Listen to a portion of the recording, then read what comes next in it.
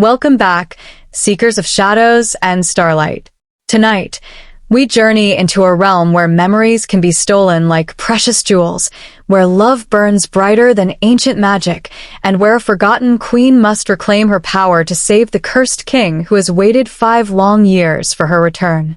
Before we step through the veil into the mystical territories of the Ironwood Dominion, take a moment to join our pack, strike that like button to strengthen the magic, share this tale with those who crave epic romance, and subscribe to Wolf Heart Tales for more stories where passion defies the impossible. Tonight's tale will test the very fabric of destiny itself. Can love survive when identity is erased? Can recognition pierce through the darkest curses? Can a heart remember what the mind has forgotten? This is the story of Scarlett Nightwhisper and Darius Stormheart, a love that refused to be destroyed, even when the gods themselves conspired against it. Now, let the shadows part and the story begin. Chapter 1. The Shattered Soul. The winter wind carved through the Ironwood Dominion like a blade forged from pure ice, carrying with it the scent of pine needles and the distant promise of snow. In the heart of this ancient territory, where silver wolves had roamed for countless generations, stood the great lodge of the Silverwood Pack, a testament to strength built from massive timber and stone that had weathered 1,000 storms. But tonight, warmth and belonging felt as distant as summer to one lone figure hunched over fishing nets in the bitter cold.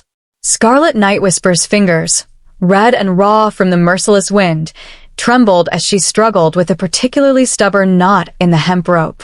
The net seemed determined to resist her efforts, each twist and pull a small rebellion against her touch. From the great hall behind her came the rich aroma of roasted venison and the sound of laughter, a feast she would not be joining, a warmth she was not welcome to share. Her stomach clenched with familiar hunger, but the physical emptiness was nothing compared to the hollow ache in her chest. They called her the empty one behind her back, sometimes to her face when cruelty moved them. Not because she lacked intelligence or skill, but because her memories were a fractured wasteland, broken pieces of a life she could not remember living.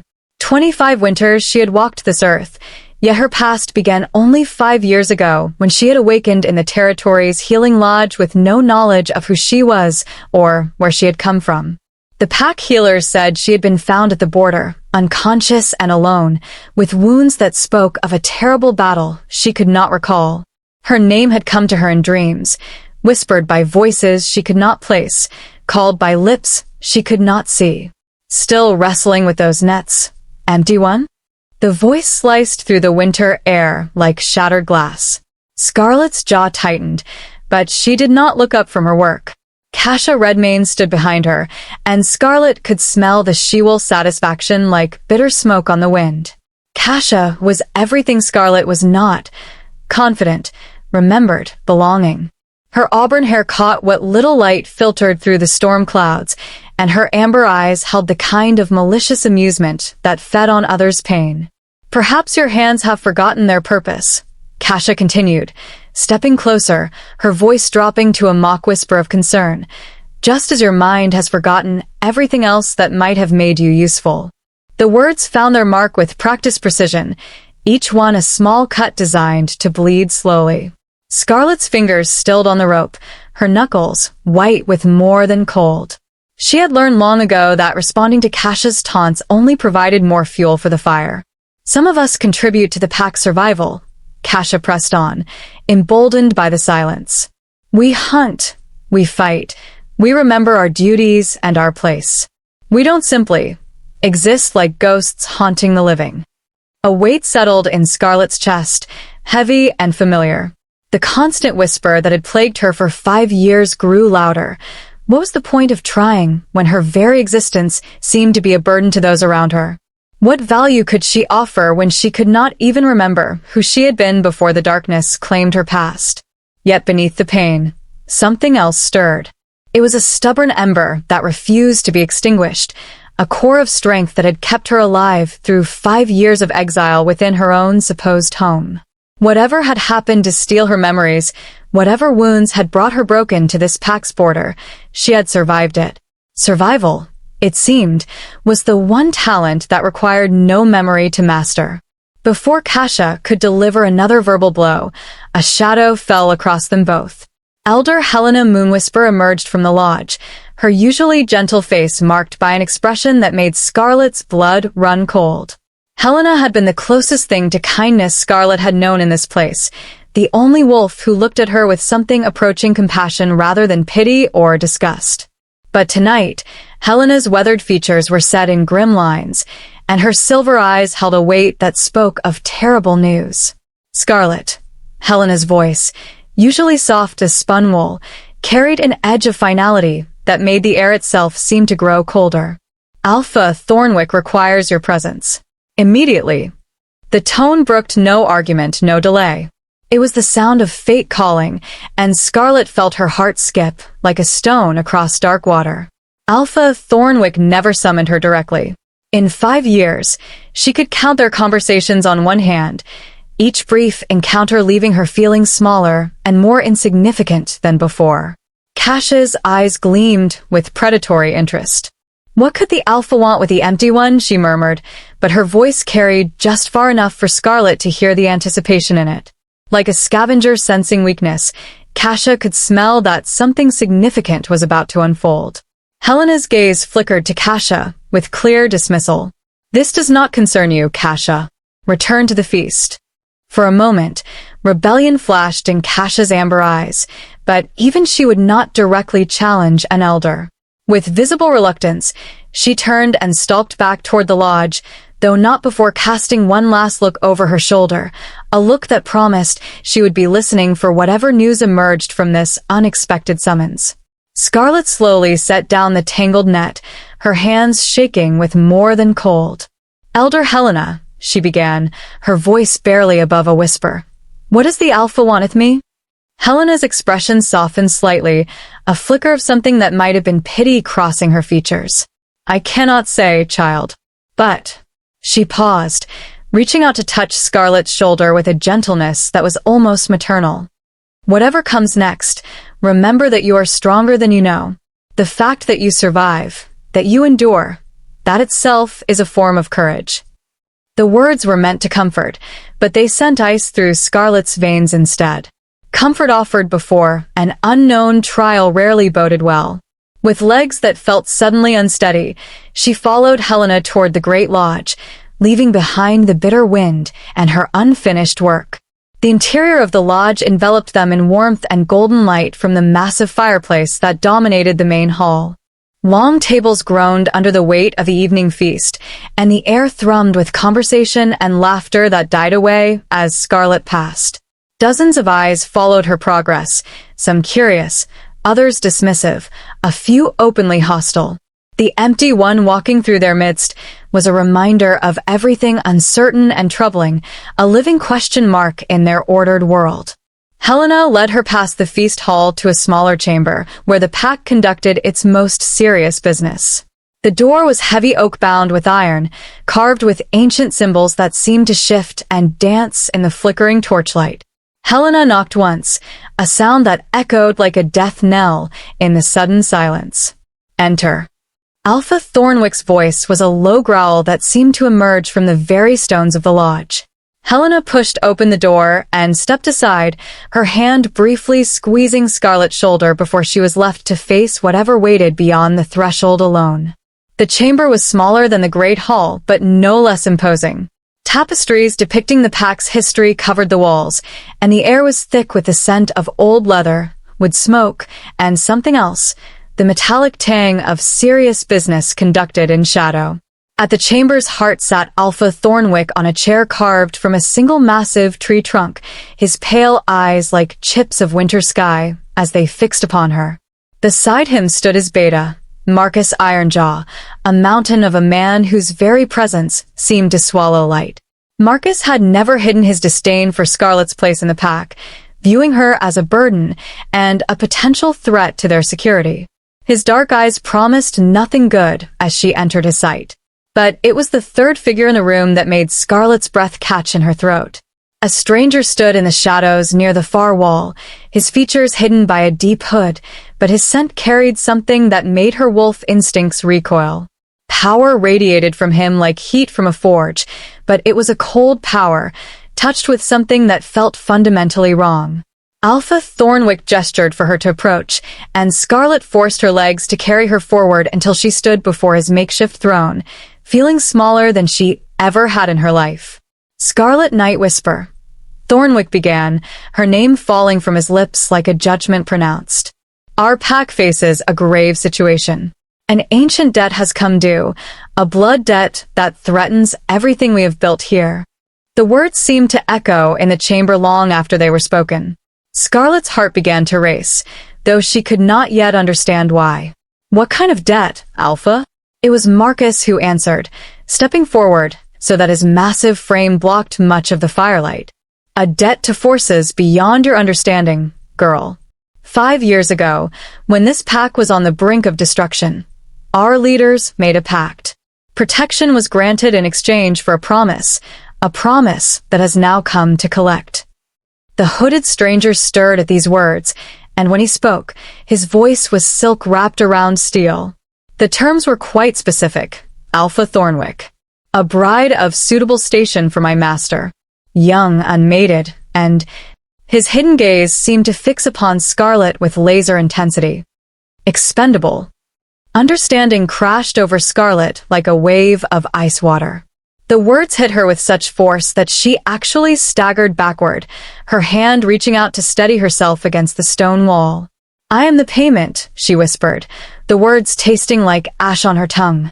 Thornwick nodded, and there was no mercy in his pale eyes, no softness to cushion the blow. You are the offering, yes. My master requires a bride, and you— He paused, his gaze taking in her shabby clothes, her uncertain stance, the way she seemed to diminish in the presence of others. You have no family to mourn your absence, no ties that would bind this pack to grief. Your missing memories make you a clean slate, perfect for beginning anew in service to a greater power. The casual dismissal cut deeper than any blade could have. Scarlett had always known she was an outsider, but to hear it spoken so plainly that she was expendable, forgettable, worthless enough to trade away, stripped her of any illusions she might have harbored about her place in this world. And if I refuse? She asked, though she already knew the answer. Marcus laughed, a sound like grinding stone. Refuse? You think you have a choice in this matter?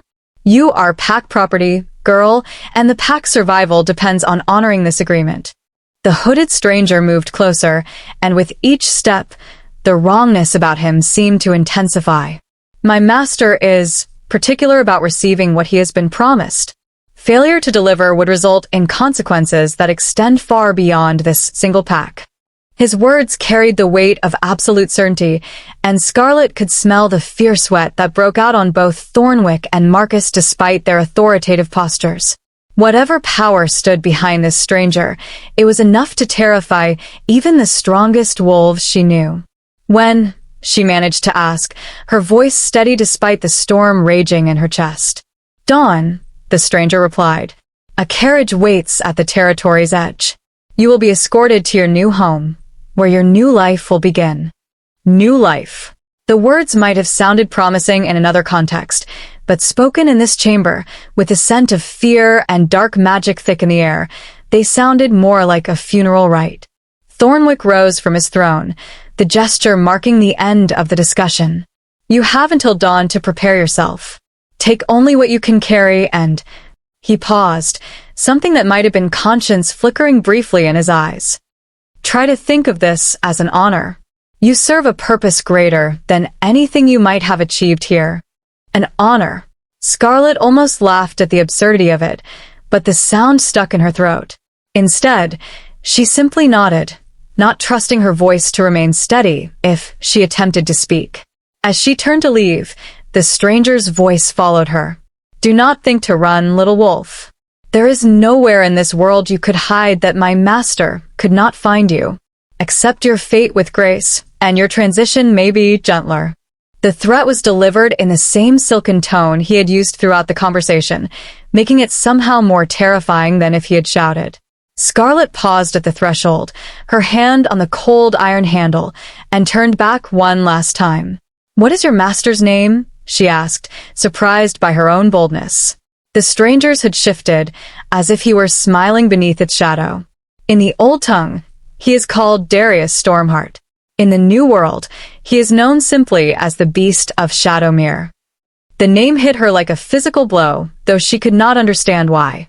Something deep in her mind seemed to stir at the sound of it, like a sleeper disturbed by familiar voices in a distant room.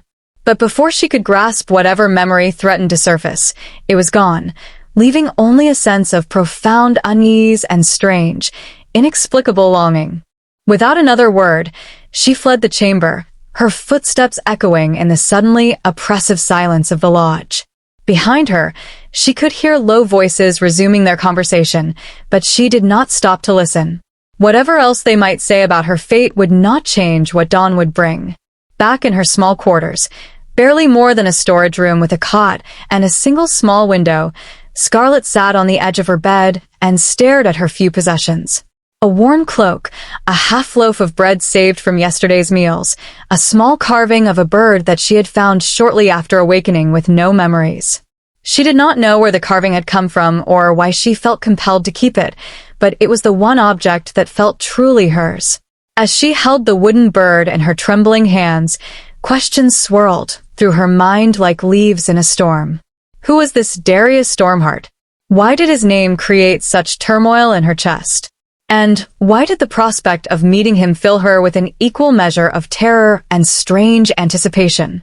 The wind howled outside her small window, and somewhere in its voice, she thought she heard the distant sound of howling, not the call of ordinary wolves, but something deeper, more mournful.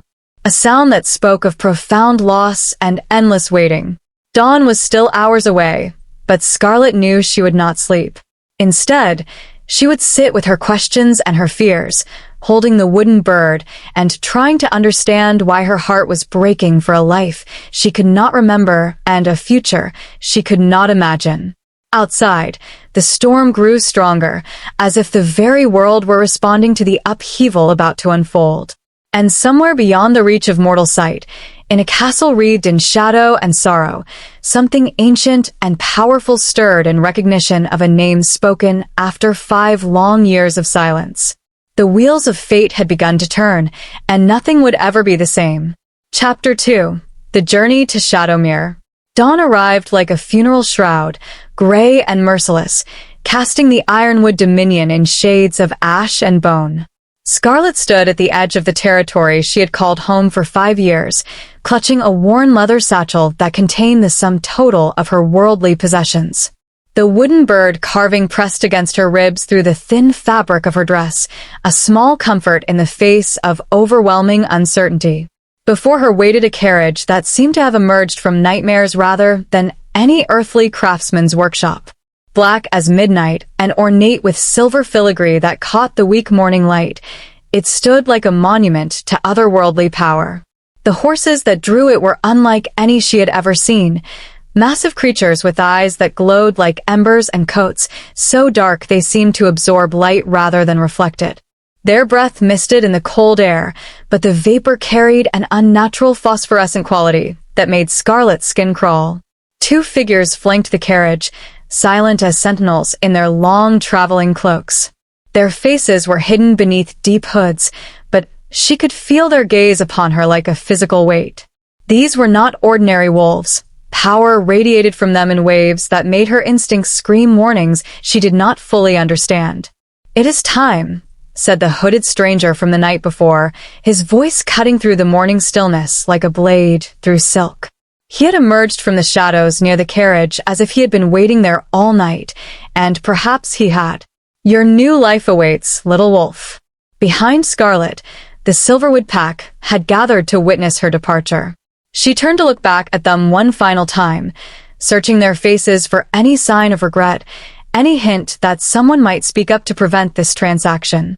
Alpha Thornwick stood with his arms crossed, his expression carved from stone. Marcus Ironjaw watched with obvious satisfaction, as if a long-standing problem was finally being resolved. Elder Helena was there too, tears glistening on her weathered cheeks, her hands pressed to her heart. At least one soul in this place would remember her with something approaching kindness. But it was Kasha Redmane's expression that would haunt Scarlett's memory long after the territory disappeared behind them. The auburn-haired she-wolf stood at the front of the crowd, her amber eyes bright with vindictive triumph. Her lips were curved in the faintest smile, the expression of someone watching a rival receive their just punishment. "Farewell, empty one," Kasha called out, her voice carrying clearly across the morning air. "Try not to disappoint your new master as thoroughly as you've disappointed us." The words were meant to sting, and they did. But beneath the pain, something else stirred in Scarlett's chest, a flicker of defiance that refused to be extinguished. She straightened her shoulders and met Kasha's mocking gaze directly. "Perhaps," Scarlett replied, her voice steady despite the storm raging within her, "I was never meant to belong here at all." It was not the response Kasha had expected. The she-wolf's smile faltered, confusion flickering across her features. For just a moment, Scarlett felt a small spark of satisfaction. Whatever her destination, whatever fate awaited her, she would not give them the pleasure of seeing her break. The hooded stranger gestured toward the carriage with one gloved hand. "Enough delay. The master grows impatient, and his moods are unpredictable when kept waiting." The threat in his words was unmistakable. Scarlett took one last look at the only home she could remember, memorizing the sight of the Great Lodge and the faces of the wolves who had never truly accepted her. Then she turned and walked toward the carriage, each step feeling like a small death. One of the cloaked escorts opened the carriage door with a bow that was more mockery than courtesy. The interior was as luxurious as the exterior was ominous. Rich burgundy velvet seats, silver appointments that gleamed like captured starlight, and windows of crystalline glass that seemed to show the world through a faintly supernatural lens. As Scarlett settled onto the plush seat, the carriage rocked slightly, and she realized that the hooded stranger was climbing in to sit across from her. His presence filled the confined space like smoke, making the air itself feel thick and oppressive. "Comfortable?" he asked, and she could hear the amusement in his voice. "It is a long journey to Shadowmere Citadel. You may as well enjoy what comforts are available." The carriage lurched into motion with surprising smoothness, as if the wheels barely touched the ground. Through the window, Scarlett watched the ironwood dominion fall away behind them, the familiar forests and clearings shrinking until they were nothing more than distant memories on the horizon. For the first hour, they traveled in silence broken only by the steady rhythm of hooves on frozen ground and the soft whisper of wind against the carriage walls. Scarlett found herself studying her companion, trying to discern anything about the man beneath the concealing hood. His hands, she noticed, were pale and long-fingered, with strange markings that might have been tattoos or scars decorating the backs of them. When he shifted position, she caught glimpses of what might have been armor beneath his cloak, not the practical steel of warriors, but something more ornate, touched with the same otherworldly quality as the carriage itself. "You have questions," he said suddenly, his voice startling her from her observations. "Ask them. The journey is long, and silence grows tedious." Scarlett hesitated, then decided she had little left to lose. "Who are you?" "I am called Victor Shadowbane, and I serve as herald and emissary to Lord Darius Stormheart. I speak with his voice and act with his authority in all matters concerning his domain." "And what exactly is his domain?" Victor's hooded head tilted slightly, as if he were considering how much to reveal. "Shadowmere Citadel and the territories that surround it. Lands where the old magic still flows strong, where creatures of myth and legend find sanctuary. Your new master rules over a realm that exists in the spaces between the mortal world and something far older." The words sent a chill down Scarlett's spine that had nothing to do with the cold seeping through the carriage walls. The old magic? Powers that predate the established pack's little wolf. Forces that were ancient when the first werewolves learned to shift between their forms. Your master is both guardian and prisoner of such forces, and now... Victor paused meaningfully. "Now you will share that burden." "Why me?" The question burst from her lips before she could stop it. Of all the unmated females in all the territories, why was I chosen specifically? For a long moment, Victor did not answer. When he finally spoke, his voice carried a strange quality, not quite pity, but something close to it. That, little wolf, is a question only the master himself can answer. But I will tell you this, your selection was not as random as your former pack believes. There are currents of fate and magic that flow around you, threads of destiny that connect you to powers you cannot yet comprehend. Before Scarlett could ask what he meant, the carriage passed through what felt like a wall of invisible ice. The temperature dropped precipitously, and the very air seemed to thicken with supernatural energy. Outside the windows, the landscape began to change in ways that defied natural explanation. The healthy forests gave way to twisted trees that looked as if they had been carved from shadow and regret.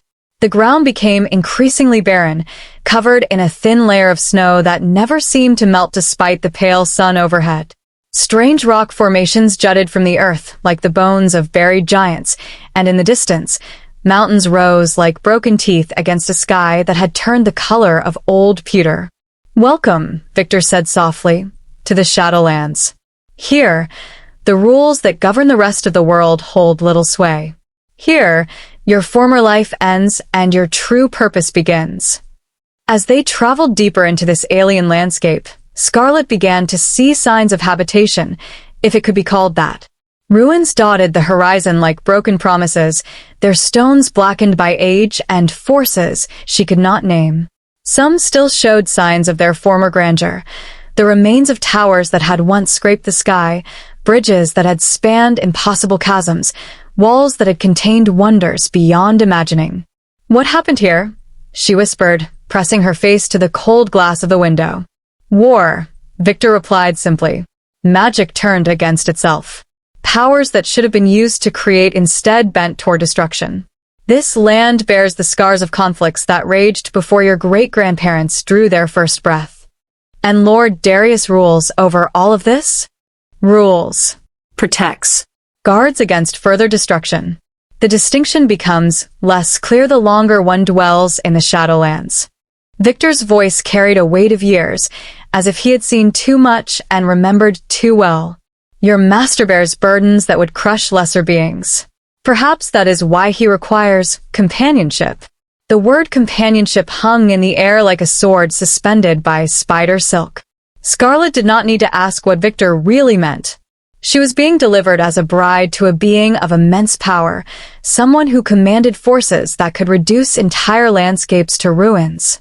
The thought should have terrified her beyond reason.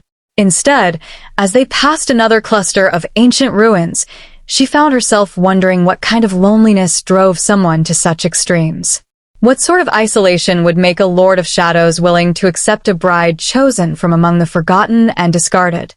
The sun, already weak when they had begun their journey, continued its descent toward the horizon with unnatural speed. Or perhaps time itself moved differently in the Shadowlands. Either way, by the time true darkness began to fall, they had been traveling for what felt like days rather than hours. It was then that Scarlett saw it. Rising from the blasted landscape like a monument to impossible dreams and darker nightmares, Shadowmere Citadel pierced the sky with spires that seemed to twist and writhe even as she watched. The structure was massive beyond comprehension, built from stones so dark it seemed to absorb light rather than reflect it. Windows glowed with phosphorescent fire, and bridges spanned the gaps between towers like frozen lightning.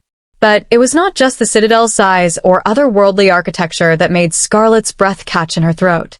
It was the sense of familiarity that washed over her as she gazed upon it, a recognition that came from somewhere deeper than memory. Her heart began to race, though she could not understand why. "Magnificent, is it not?" Victor's voice seemed to come from a great distance.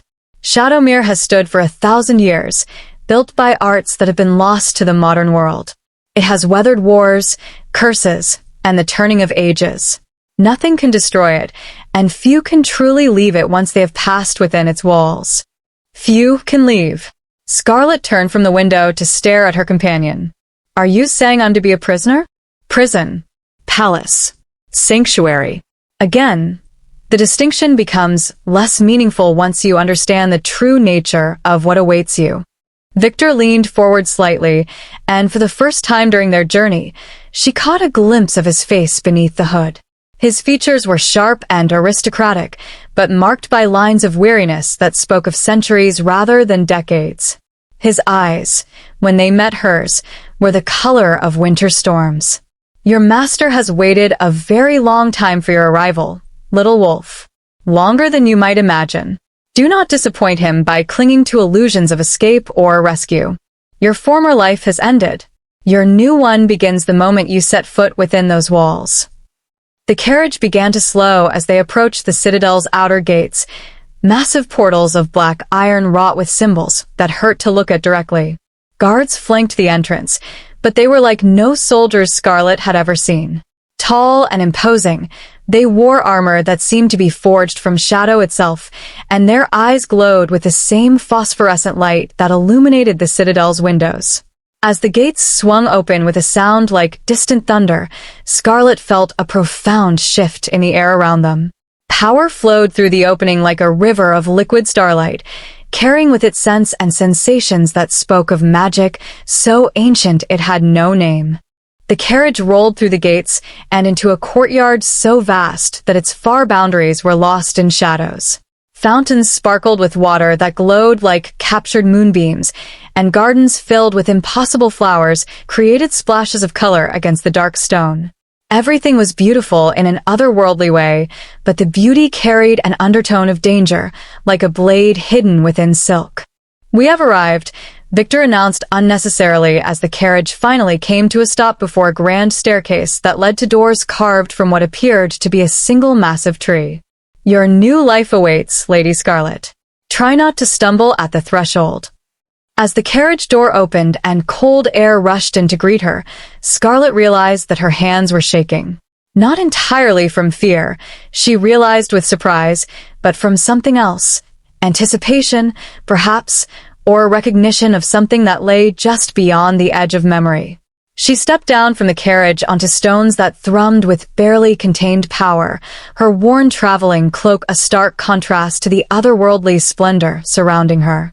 The citadel loomed above her like a living thing, its windows watching her with patient interest. Somewhere within those walls waited Darius Stormheart, the Beast of Shadowmere, the being who had commanded her delivery as payment for an ancient debt.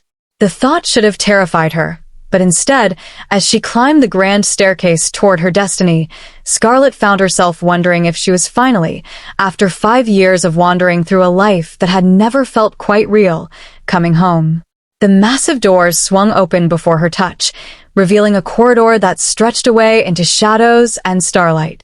Her footsteps echoed in the vast space as she crossed the threshold, and behind her, she heard the carriage wheels beginning to turn as Victor departed on whatever business commanded his attention.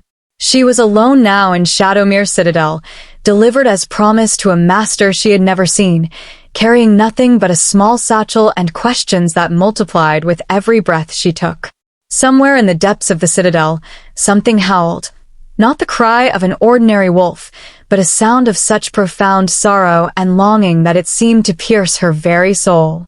The sound echoed through the corridors like a lament, speaking of loss too great for words and hope too fragile to name. Scarlett pressed her hand to the wooden bird carving hidden beneath her cloak and took her first step deeper into the castle, toward whatever fate awaited her in the shadows ahead. Chapter 3. The Beast in the Shadows. The corridors of Shadowmere Citadel stretched before Scarlett like arteries in some vast, sleeping creature.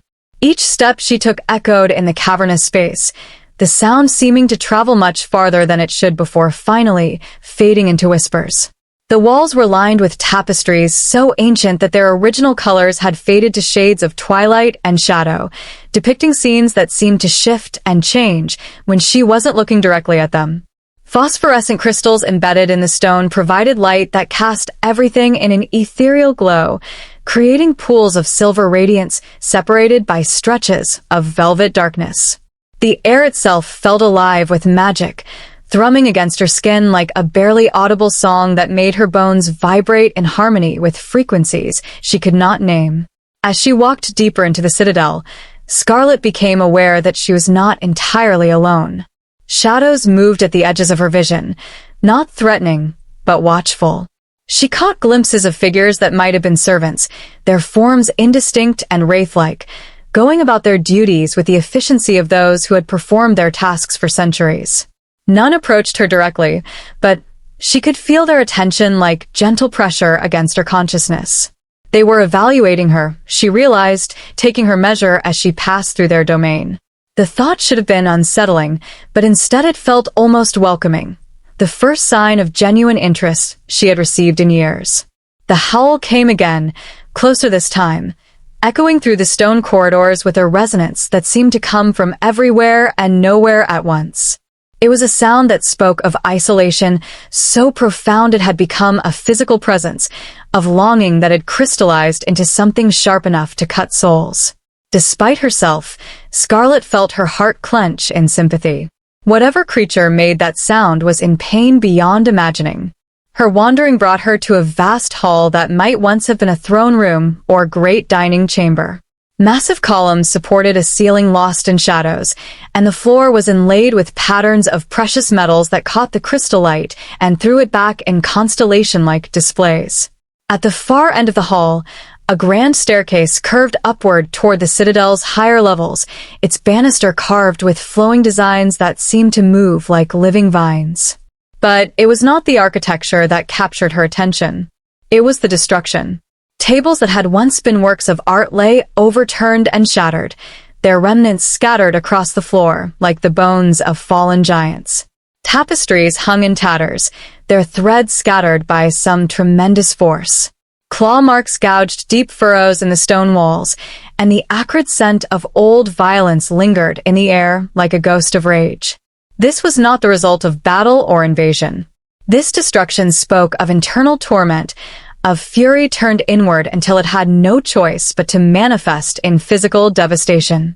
Someone, or something, had torn this beautiful space apart in a frenzy of anguish. Beautiful, isn't it? The voice came from behind her, silk-smooth and tinged with bitter amusement. Scarlett spun around to find Victor Shadowbane emerging from a side passage, his traveling cloak exchanged for robes of deep midnight blue that made him look like a piece of the night sky, given human form. "This destruction?" she asked, gesturing at the ruined hall. "You call this beautiful?" "I call it honest," Victor replied, moving past her to run his fingers along one of the deep claw marks in the nearest pillar. "Your master is not given to pretense or false courtesy. When he feels pain, the world around him feels it as well. When he rages, even a stone cannot withstand his anguish. Where is he?" The question slipped out before Scarlett could stop it, surprising her with its urgency. She had been dreading this meeting since leaving the Silverwood Pack, yet now she found herself eager to finally confront whatever fate awaited her. Victor's pale eyes studied her with renewed interest. "Eager to meet your betrothed, little wolf?" How refreshingly honest. Most would still be cowering in whatever corner they could find, delaying the inevitable as long as possible. "I've never seen the point in prolonging suspense," Scarlett said, though her voice wavered slightly. "If I'm to face whatever comes next, I'd rather do it with my eyes open." Wise words. Victor's smile held no warmth, but there was something like approval in his expression. "Very well. Your master awaits in his private chambers, though I should warn you, he is not sociable this evening. The moon is dark, and such times are always difficult for him." He began to lead her toward the grand staircase, their footsteps echoing in the destroyed hall. "A few words of advice, if you value your continued existence. Do not attempt to run. There is nowhere to go, and pursuit would only anger him. Do not try to fight, you would lose and badly. Do not beg or plead. Weakness disgusts him above all else." "What should I do then?" Scarlett asked as they climbed the curved steps, each one bringing her closer to a meeting that would determine the rest of her life. "Be yourself," Victor said simply. "Whatever that might mean to you. Your master has little patience for performances or pretense. He will see through any deception as easily as looking through glass, and the consequences of disappointing him are severe." They had reached a landing dominated by a pair of doors that stood at least 12 feet tall. The wood was so dark it was almost black, carved with intricate designs that seemed to writhe and shift in the crystal light. Heavy iron hinges and locks spoke of a chamber designed to contain something dangerous, and the air around the doors thrummed with magical energy, so intense it made Scarlett's teeth ache. Victor stopped before the doors and turned to face her, his expression suddenly serious. "Last chance, little wolf. Beyond these doors lies your destiny, whatever form it may take. Are you certain you wish to proceed?" Scarlett thought of her life in the Silverwood Pack, the endless days of being treated as a burden, the nights spent wondering if she would ever truly belong anywhere. She thought of Cash's mocking smile and Alpha Thornwick's dismissive words. She thought of the wooden bird carving hidden beneath her cloak, the one object that felt truly hers in all the world. "I'm certain," she said, and was surprised to discover that she meant it. Victor nodded and placed his hands on the massive doors. They swung open without a sound, revealing a chamber beyond that defied all expectations. The room was vast but somehow intimate, lit by a fireplace large enough to roast an entire elk. Bookshelves lined the walls from floor to ceiling, filled with volumes that looked both ancient and well-used. Comfortable chairs were arranged around the fire, and thick carpets covered the stone floor in rich patterns of burgundy and gold. It should have been welcoming, even cozy. But the same evidence of violence that had marked the great hall was present here as well. Books lay scattered across the floor, their pages torn and scattered. One of the chairs had been reduced to kindling, and claw marks scored every surface within reach. At first, Scarlett saw no sign of the chamber's occupant. Then movement in the shadows near the far wall caught her attention, and her breath caught in her throat. The creature that stepped into the firelight was unlike anything she had ever seen or imagined. It walked upright like a man, but was covered in fur so dark it seemed to absorb light. Its limbs were too long, its shoulders too broad, its hands tipped with claws that gleamed like obsidian blades. The head was neither fully human nor fully wolf, but some terrible fusion of both that belonged in nightmares rather than the waking world. But it was the eyes that held her captive. Golden like molten amber, they burned with an intelligence that was unmistakably, heartbreakingly human. Pain lived in those eyes, pain so profound it seemed to have carved channels in the creature's soul. And beneath the pain, something else that made her heart skip a beat. Recognition. Not memory, for her past remained locked away behind walls of magical forgetfulness. But recognition all the same, as if some part of her soul knew this being despite all rational thought. The creature, Darius, she reminded herself, this was Darius Stormheart, regarded her with those burning golden eyes for a long moment that stretched like eternity. Then he spoke, his voice a rumbling growl that somehow managed to convey words. "So, you are the payment they have sent me." The words carried contempt, but she could hear something else underneath. Disappointment, perhaps, or a weariness so deep it had worn grooves in his soul. Another frightened little wolf to cower in the corner until I tire of her presence. The casual dismissal stung, reminding her of every slight she had endured at the hands of the Silverwood Pack. But beneath the hurt, anger began to kindle. Not the helpless rage of the powerless, but something cleaner and more focused. "I am Scarlett Nightwhisper," she said, her voice steady despite the terror coursing through her veins. "I am no one's payment, no matter what arrangements were made without my consent." The beast's head tilted slightly, as if he had not expected her to speak at all, let alone with such steel in her voice. Nightwhisper. He seemed to taste the name, his golden eyes narrowing. An interesting surname for one who claims not to be paid. "Do you know what it means?" "I know what the words mean separately," Scarlett replied, confused by the intensity of his focus. "But I've never understood why it should be my name specifically." Something shifted in the creature's expression, surprise, perhaps, or the faintest stirring of interest. "You truly do not remember, do you?" It was not really a question. The magic was more thorough than I had dared hope. "What magic?"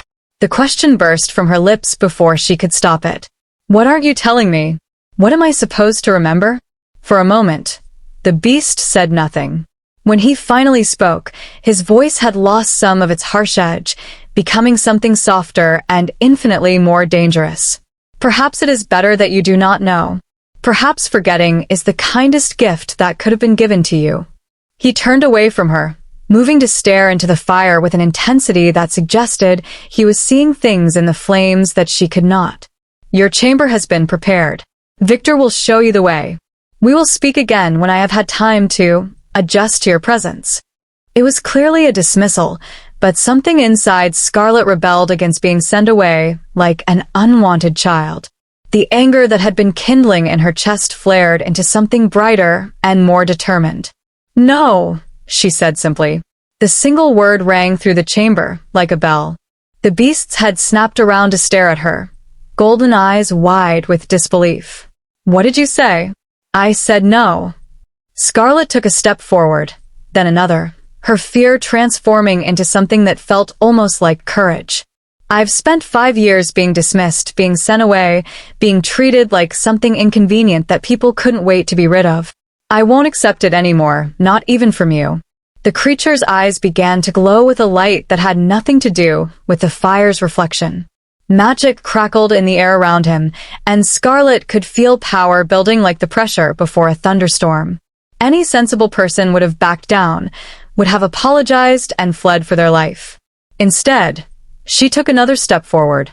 "You say I'm payment," she continued, her voice growing stronger with each word. "You say I'm here because of some arrangement made by people who had no right to decide my fate. Maybe that's true. But I'm still a living being with thoughts and feelings and the right to be treated as more than a commodity to be traded."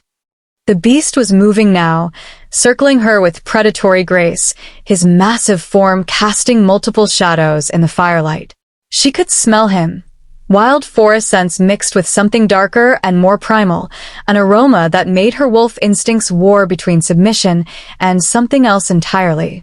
"You have courage, little Nightwhisper," he rumbled, so close now that she could feel his breath against her hair. "Foolish courage, perhaps, but courage nonetheless. It has been a long time since anyone dared speak to me as you have." "Maybe that's part of your problem," Scarlett said, surprised by her own boldness. "Maybe you've forgotten how to have a conversation instead of delivering pronouncements." The beast stopped circling and stood directly in front of her, so close that she had to tilt her head back to meet his golden gaze. For a heartbeat, she thought he might strike her down where she stood.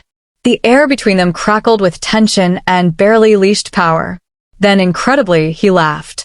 It was not a pleasant sound, too harsh, too bitter, carrying echoes of pain that had been allowed to fester for far too long. But it was genuine laughter nonetheless, the first truly human sound she had heard from him. "Forgot how to have conversations," he repeated, shaking his massive head. "Yes, I suppose I have that. It has been some time since I had anyone worth conversing with." The admission created a crack in his hostile facade, revealing just a glimpse of the loneliness that drove him. Scarlett felt her anger soften into something more complex. Not sympathy exactly, for she sensed he would reject that as pity, but understanding. "How long?" she asked quietly. The beast's golden eyes grew distant, as if he were looking backward through years that had blurred together into one endless night. 5 years, he said finally. 5 years since I last spoke to someone who saw me as more than a monster to be feared or appeased. 5 years. The same amount of time that Scarlett had been living with her stolen memories, wandering through a life that had never felt quite real. The coincidence was too precise to be accidental, but before she could pursue that thought, the beast was speaking again. "You should go," he said, but there was no force behind the words now. "This is not a safe place for someone like you. I am not safe for someone like you." "Someone like me?" Scarlett challenged. "You mean someone who's already lost everything that mattered to them? Someone who's been cast out and forgotten by everyone they thought they could trust? Someone who has nothing left to lose?" The beast studied her with new intensity, as if seeing her clearly for the first time. "Is that truly how you see yourself? As someone with nothing left to lose? Isn't it true?" The question came out more vulnerable than she had intended, carrying the weight of 5 years' worth of doubt and self-recrimination. "I don't remember my past. I have no real connections to anyone in the present, and my future has been decided by people who see me as expendable." "What exactly?" do I have left to lose? For a long moment, the chamber was silent except for the crackling of the fire. When the beast finally spoke, his voice was softer than she had yet heard it, carrying an undertone of something that might have been grief. Perhaps, he said slowly, you have more to lose than you realize. And perhaps I have more to lose by keeping you here than I care to admit. Before she could ask what he meant, he was moving again, heading toward a side door she had not noticed before. Victor will show you to your chambers, he said without looking back. We will speak again tomorrow, when the sun rises and I am more myself. He paused at the doorway, his massive frame filling the opening completely. Welcome to Shadowmere, Scarlett Nightwhisper. I hope you do not come to regret being here as much as I already regret bringing you. Then he was gone, leaving her alone in the firelit chamber with its scattered books and claw-marked walls. Victor appeared as if summoned by some invisible signal, his pale eyes taking in her disheveled appearance with what might have been approval. Still breathing, he observed dryly. That's more than most manage on their first meeting with the master. You may yet prove more interesting than I anticipated. He led her through more corridors to a chamber that was clearly intended as guest quarters, though the luxury on display would have shamed the finest rooms in any pack lodge she had ever seen. A fire burned merrily in the hearth, and the bed was large enough to sleep 4 people comfortably, covered in furs and silks that whispered of wealth beyond imagining. Your belongings have been placed in the wardrobe, Victor said, gesturing toward an ornate piece of furniture that probably cost more than most wolves saw in a lifetime. Food will be brought to you shortly. I suggest you eat and rest. Tomorrow will bring new challenges, and you will need your strength. As he turned to leave, Scarlett called after him. Victor? What did he mean about the magic being thorough? What am I supposed to remember? The pale man paused in the doorway, his expression unreadable. That little wolf is not my story to tell. If the master chooses to enlighten you, he will do so in his own time. If not, he shrugged eloquently. Some secrets are buried for good reasons. Then he was gone, leaving Scarlett alone with her questions and the echo of golden eyes that had looked at her with such profound recognition and pain. She moved to the window and gazed out at the shadowlands spread below the citadel. In the distance, ruins dotted the landscape like broken teeth, and strange lights flickered between the twisted trees. This was her new home, this realm of magic and shadows and secrets wrapped in riddles. Somewhere in the citadel's depths, something held again. That same mournful sound she had heard upon her arrival.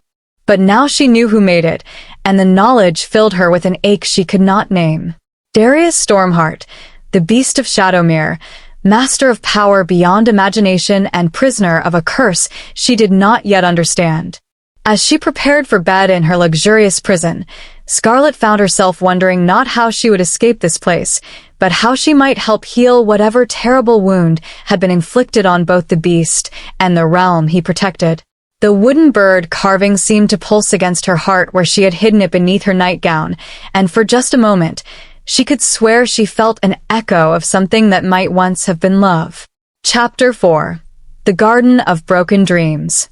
Dawn in the Shadowlands was unlike any sunrise Scarlett had ever witnessed. Instead of the golden warmth she remembered from her days in the Ironwood Dominion, light crept across the sky like spilled silver, casting everything in shades of pearl and pewter. The sun itself seemed muted, as if filtered through layers of ancient magic that softened its edges and stole much of its heat. She had slept fitfully, her dreams filled with golden eyes and half-remembered whispers that dissolved the moment she tried to grasp them. The wooden bird carving had pressed against her heart all night, warm to the touch despite the chill that permeated even the luxurious guest chamber. A soft knock at her door announced the arrival of breakfast, if the ethereal figure who brought it could be called a servant. The being was tall and graceful, with features that seemed to shift between human and something altogether more otherworldly. They moved with liquid grace, setting out dishes of food that smelled of herbs she could not name and fruits that glowed with their own inner light. "Thank you," Scarlett said, but the servant had already vanished like morning mist, leaving her alone with a meal that looked too beautiful to eat. She forced herself to consume some of the strange fare, bread that tasted of starlight and honey, fruit that burst with flavors she had no words to describe, tea that warmed her from the inside out with more than mere heat. Each bite seemed to strengthen her in ways that went beyond simple nutrition, as if the food itself was imbued with restorative magic. When she finished eating, restlessness drove her from the chamber. Victor had not returned to escort her, and no instructions had been left regarding her movements within the citadel. Was she a prisoner or a guest? The distinction seemed important, though she suspected the answer was more complex than either label could encompass. The corridors were as labyrinthine in daylight as they had been the night before, but somehow less intimidating. The phosphorescent crystals had dimmed with the sun's rise, allowing natural light to filter through tall windows and reveal details she had missed in the darkness. The tapestries that lined the walls were indeed ancient, their threads worn thin by centuries of existence, but the scenes they depicted were hauntingly beautiful, legends and myths rendered in faded colors that spoke of times when magic flowed as freely as water. She found herself drawn to one tapestry in particular, its image clearer than most despite its obvious age. It showed a figure that might have been a woman, though her features were indistinct, standing in a garden beneath a sky full of stars. In her hands, she held what appeared to be a bird carved from some luminous material, and around her, flowers bloomed that seemed to glow with their own inner radiance. Something about the image tugged at her consciousness, creating an ache in her chest that she could not explain. The woman's pose seemed familiar, as if Scarlett had once stood in just such a position, holding just such an object, surrounded by just such impossible beauty. Admiring the old stories? Victor's voice came from behind her, soft enough not to startle, but carrying that same undertone of amusement that seemed to color all his interactions. Scarlett turned to find him dressed in robes of deep forest green today, the color making his pale skin seem even more ethereal.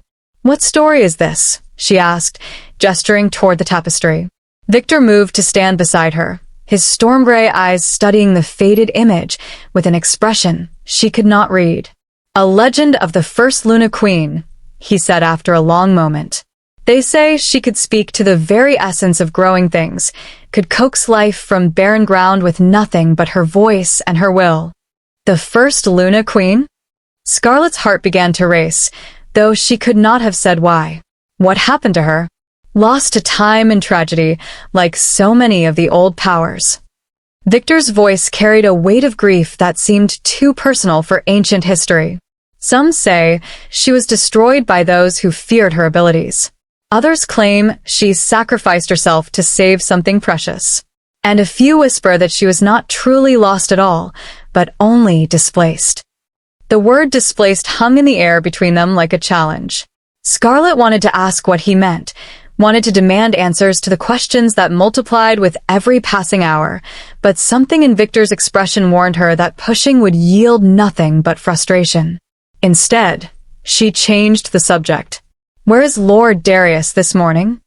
"The master keeps to his private chambers during daylight hours," Victor replied, leading her away from the tapestry and deeper into the citadel. "The curse that binds him is less manageable when the sun shines. He finds it easier to maintain control in darkness." What kind of curse transforms someone so completely? The question slipped out before Scarlett could stop it, driven by a concern that surprised her with its intensity. Victor glanced at her sideways, his pale eyes measuring. "You seem remarkably interested in the master's condition for someone who only met him last night. Most would be more concerned with finding a way to escape than understanding the nature of his affliction." The observation stung because it held more truth than she cared to admit. She should be planning her escape, should be looking for weaknesses in the Citadel's defenses or ways to send word to whom. She had no allies in the outside world, no one who would come to her aid even if she could somehow get word to them. "Maybe I'm not most people," she said finally, the words carrying a conviction that surprised them both. Victor stopped walking and turned to face her fully, his expression more serious than she had yet seen it. "No," he said quietly, "I don't believe you are, which makes what I'm about to show you either a great kindness or a terrible cruelty." He led her through passages she had not yet explored, past chambers filled with wonders that would have commanded her attention under other circumstances. Ancient weapons that hummed with barely contained power hung on the walls. Books floated freely in the air of one room, their pages turning of their own accord. In another chamber, a fountain flowed upward instead of down, its waters defying gravity with casual impossibility. But Victor did not pause to explain any of these marvels. His destination lay deeper in the citadel, through doors that seemed to open at his approach, and downstairs that curved in ways that made her head spin with disorientation. Finally, they reached a pair of doors unlike any she had seen in the citadel. These were made of living wood, their bark still rough beneath her fingers, with branches and leaves that rustled despite the absence of any wind. Flowers bloomed along their edges, not carved representations, but actual blossoms that filled the air with perfume so sweet it made her eyes water. "Beyond these doors lies the heart garden," Victor said, his hand resting on the living wood with something approaching reverence. "It has been sealed for 5 years, since the day the curse fell and the master became what he is now. No one has entered since then." "Then why are you bringing me here?" Victor's smile was enigmatic and tinged with sadness. "Because, Scarlett Nightwhisper, I believe you may be the only one who can enter it now. The garden chooses who may walk its paths, and it has been waiting for someone specific for a very long time." Before she could ask what he meant, Victor placed his palm against the living door and spoke a word in a language she did not recognize. The wood responded immediately, the branches parting like curtains to reveal an opening just wide enough for a single person to pass through. "Go," Victor said, stepping back. "The garden will either welcome you or reject you. There is no middle ground with places of such ancient power." Scarlett stared at the opening, her heart pounding with a mixture of fear and anticipation. Beyond the threshold lay darkness, but it was not the oppressive darkness of underground spaces. This was the gentle darkness of shade beneath spreading trees, welcoming rather than forbidding. She took a deep breath and stepped through. The world transformed around her. She stood at the edge of a garden that should not have been able to exist within the confines of any building, no matter how large. The space stretched away from her in all directions, bounded by walls so distant they might have been horizons. Above her head, a sky of deep twilight sparkled with stars arranged in patterns that seemed almost familiar. But it was not the impossible architecture that stole her breath. It was the garden itself. Every plant, every flower, every tree glowed with its own inner light. Roses the size of dinner plates bloomed in colors that had no names, their petals seeming to contain captured fragments of aurora. Trees stretched toward the star-filled sky with branches that sang in harmonies too complex for human ears to fully comprehend. Pathways of white stone wound between beds of flowers that chimed like bells when the gentle breeze touched them. It was the most beautiful thing Scarlett had ever seen, and it was dying. The luminescence that should have been vibrant and alive flickered like candles in a storm.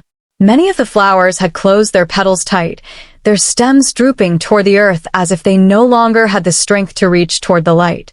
The trees' songs carried notes of profound sorrow, and the chiming flowers made sounds like distant weeping. Scarlett moved deeper into the garden, her feet finding the white stone paths as if she had walked them 1,000 times before. With each step, she felt the garden's pain more acutely, not just the physical deterioration she could see, but an emotional anguish that seemed to permeate the very air.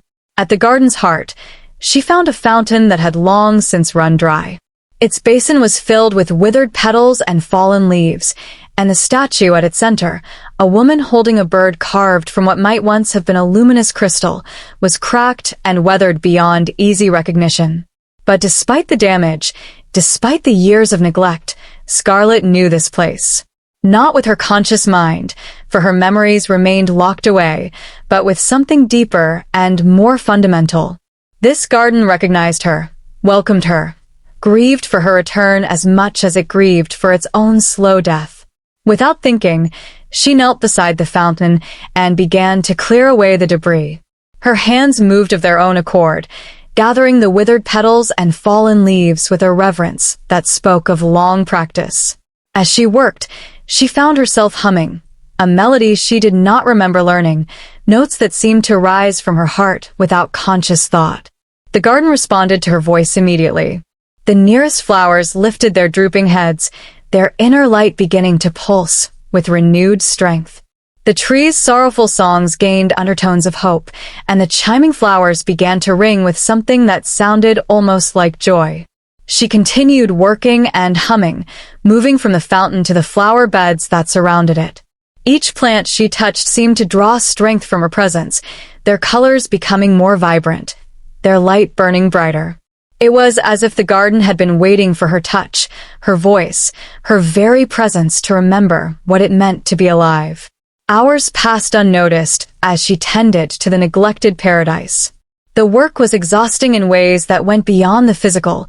She could feel the garden drawing on her energy, her life force, using her strength to fuel its own renewal. But she could not bring herself to stop. This place needed her in a way that nothing else ever had, and she needed it with an intensity that frightened her. It was Victor's voice that finally broke her from her trance-like focus. "I thought I might find you here." She looked up from the flower bed where she had been working to find the pale man standing at the edge of the garden, his expression unreadable. Behind him, she could see that the living doors had closed again, though she had no memory of hearing them shut. "How long have I been here?" she asked, surprised to find that her voice was hoarse from singing. When had she started singing instead of humming? "Since dawn," Victor replied, moving closer to survey her work. "It is nearly sunset now." The master has been restless, wondering where his new guest had disappeared to. Scarlett looked around at the garden and gasped. The transformation was remarkable. Plants that had been drooping and dim when she arrived now glowed with vibrant health. New blossoms had opened on previously barren stems, and the air itself seemed to sparkle with renewed vitality. The fountain, while still dry, was now clear of debris and seemed almost to hum with potential. "I don't understand," she whispered, staring at her dirt-stained hands in amazement. "How did I do this? I've never had any special ability with plants. I can barely keep a simple herb garden alive." Victor's smile was soft and tinged with what might have been pity. "Can't you? Or do you simply not remember that you could?" Before she could demand an explanation, the sound of heavy footsteps echoed from beyond the living doors. Victor's expression immediately became tense, and he stepped protectively in front of Scarlett. "Master," he called out, his voice carefully neutral. "I was just retrieving your guest from the garden." She became lost in her explorations. The living doors parted with more violence than they had shown earlier, branches snapping as they were forced apart. Darius Stormheart stepped through the opening in his beast form, his golden eyes immediately scanning the garden with an intensity that made the air itself seem to vibrate. When his gaze found Scarlett, still kneeling among the renewed flowers, he went completely still. For a long moment, the only sound was the gentle chiming of the garden's blooms and the distant harmony of the singing trees. "You brought her here," the beast said finally, his voice a low rumble that carried undertones of accusation. "You brought her to the heart garden." "The doors opened for her," Victor replied carefully. "The garden chose to welcome her. I merely facilitated the introduction." Darius moved deeper into the garden, his massive form casting multiple shadows in the ethereal light of the glowing plants. With each step, Scarlett could see him taking in the transformation, the vibrant flowers, the clear fountain, the overall sense of renewed life that permeated the space. "5 years," he said softly, his golden eyes fixed on a rose bush that now bloomed with flowers the color of captured moonbeams. "For 5 years. This place has been dying, withering away no matter what magic I tried to use to sustain it. And you walk in here once and—" His words trailed off, but his meaning was clear. Scarlett felt heat rise in her cheeks as she realized the implications of what had happened. Whatever she had done here was not normal, was not something that could be explained by ordinary means. "I don't understand it either," she said quietly, rising to her feet and brushing soil from her hands. The garden seemed so sad. I wanted to help." The beast turned his golden gaze on her, and for a moment, She thought she saw something crack in the walls he had built around whatever remained of his humanity. Sad, he repeated, as if the word were foreign to him. Yes, I suppose it was. I suppose it has been all this time. He moved closer, stopping just at the edge of the flower bed where she had been working. This close, she could see that his breathing was labored, as if the simple act of being in the garden was causing him physical pain. You should not have brought her here, he said to Victor, but his eyes never left Scarlett's face. This place, what she has done, it changes things. Perhaps change is what we all need, Victor replied softly. Darius snarled, a sound of pure frustration that made several nearby flowers chime in alarm. Change? You think I want change? This curse, this existence, it is all that protects her from the truth of what happened. If she remembers, if the magic that binds her memories weakens.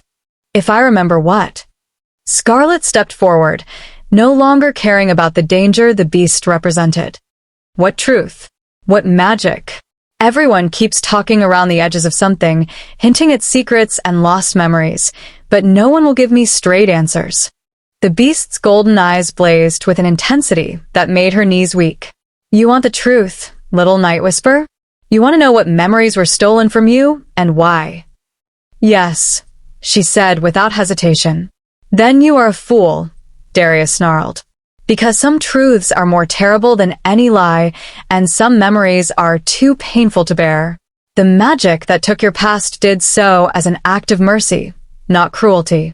That's not your decision to make, Scarlett shot back, her own anger rising to match his. They're my memories, my past, my truth to know or not know. You don't get to decide what I can and cannot handle. The confrontation might have escalated further, but at that moment, the garden itself intervened. The flowers around them began to glow brighter, their chiming becoming more urgent, and the trees' songs swelled to a crescendo that seemed to wrap around all three figures like a protective embrace. In that mystical harmony, something shifted. The beast's aggressive posture softened slightly, and Scarlett felt her anger cool into something more like determination. Even Victor relaxed, the tension leaving his shoulders as the garden's influence washed over them. The garden remembers, Victor said quietly, his voice filled with wonder. Even after all these years, even through all the pain and neglect, it remembers what this place was meant to be. Darius looked around at the renewed paradise with an expression that might have been grief on a more human face. It remembers better than I do, he admitted, his voice so soft that Scarlett had a strain to hear it. Sometimes I think the curse took more from me than just my human form. The vulnerability in his words created an ache in Scarlett's chest. Without thinking, she took a step toward him, her hand reaching out as if to offer comfort. The beast saw the gesture and recoiled as if she had struck him. No, he said harshly, his defensive walls slamming back into place. Do not offer me pity or comfort. I am not some wounded animal to be coddled. I wasn't offering pity, Scarlett said steadily. I was offering understanding. There's a difference. For a moment, their eyes met across the space of the garden, and something passed between them. Not memory, for hers remained locked away, but recognition of a different sort. Two souls that had been damaged by forces beyond their control, finding an unexpected kinship in their shared isolation.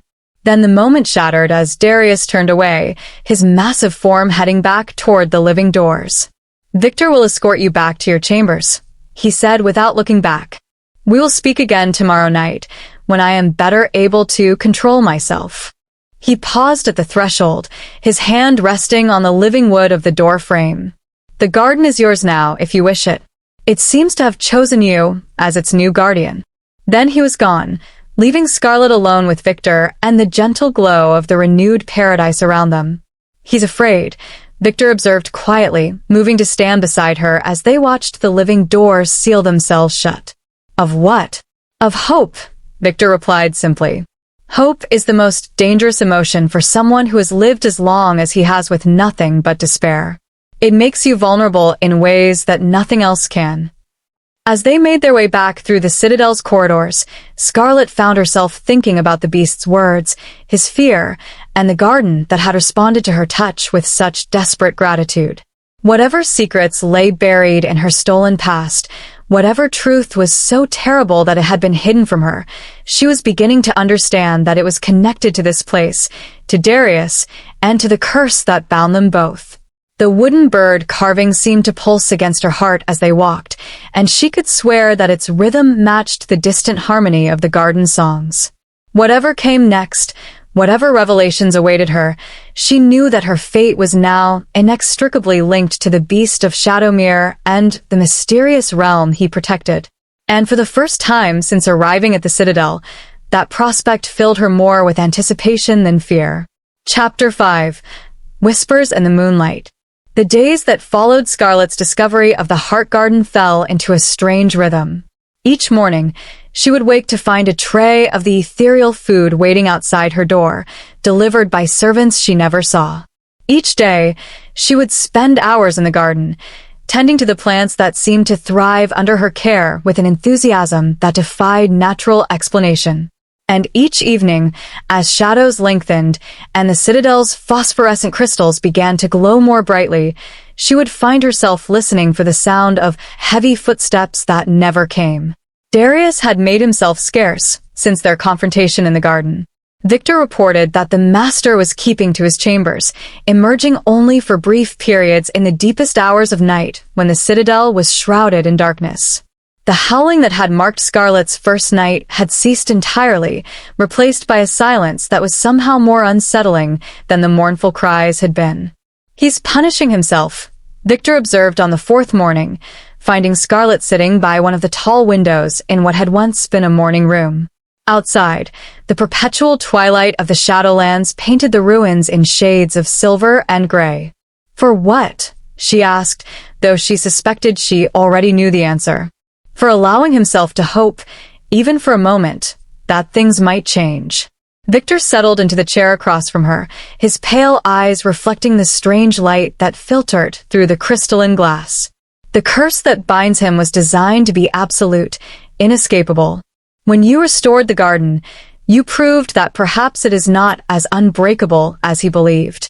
And that terrifies him. Terrifies and tempts in equal measure. Victor's expression grew contemplative. For 5 years, he has built his existence around the certainty of his damnation.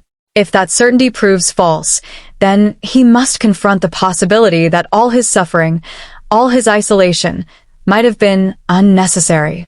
Scarlett absorbed this information in silence, watching the play of light across the distant ruins. Each day in the Shadowlands revealed new mysteries, new questions that had no easy answers. The realm itself seemed caught between life and death, beauty and decay, hope and despair, much like its cursed ruler. "Tell me about the curse," she said finally. "Not the politics or the magic behind it, but what it actually means for him. What does he experience when he transforms?"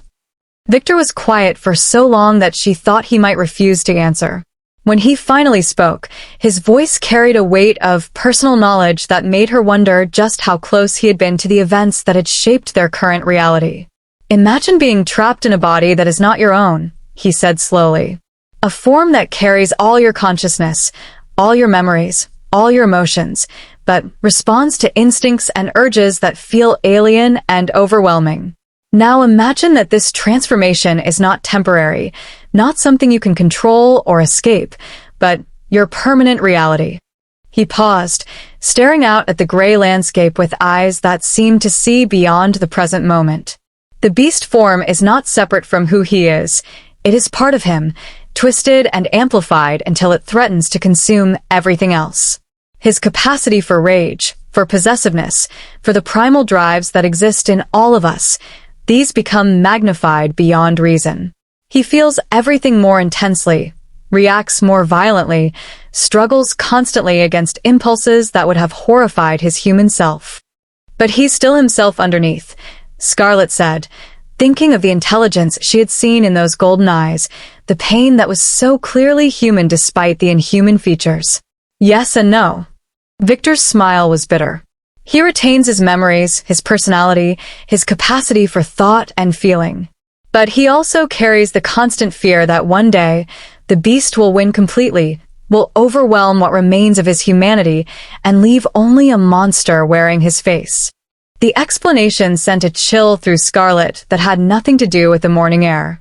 To be trapped in such a state for 5 years, watching yourself slowly lose pieces of who you used to be, fighting every day against your own nature. No wonder he doesn't want to hope, she murmured. Hope requires trust in the future, Victor agreed. And the future, for someone in his position, has always looked very much like eternal damnation. That afternoon, Scarlett found herself in the Citadel's vast library, searching through ancient texts for any reference to curses like the one that bound Darius. The collection was staggering in its scope. Volumes in languages she could not read, grimoires bound in materials she preferred not to identify, scrolls that seemed to writhe with their own inner life when she wasn't looking directly at them. But among the obviously magical texts, she also found more mundane works, histories, genealogies, accounts of the various supernatural communities that had once thrived in the Shadowlands. It was in one of these more conventional volumes that she discovered something that made her hands tremble as she read. The passage was brief, barely a footnote in a larger work about the ruling families of the region. But the words seemed to burn themselves into her vision. The Nightwhisper line, notable for their affinity with growing things and their role as mediators between the civilized world and the wild magic of the deep forests, was thought to have ended with the disappearance of Luna Queen Scarlett 5 years past. However, rumors persist that the last of the bloodline survives, though her whereabouts and condition remain unknown. Scarlett read the passage 3 times before the words truly sank in.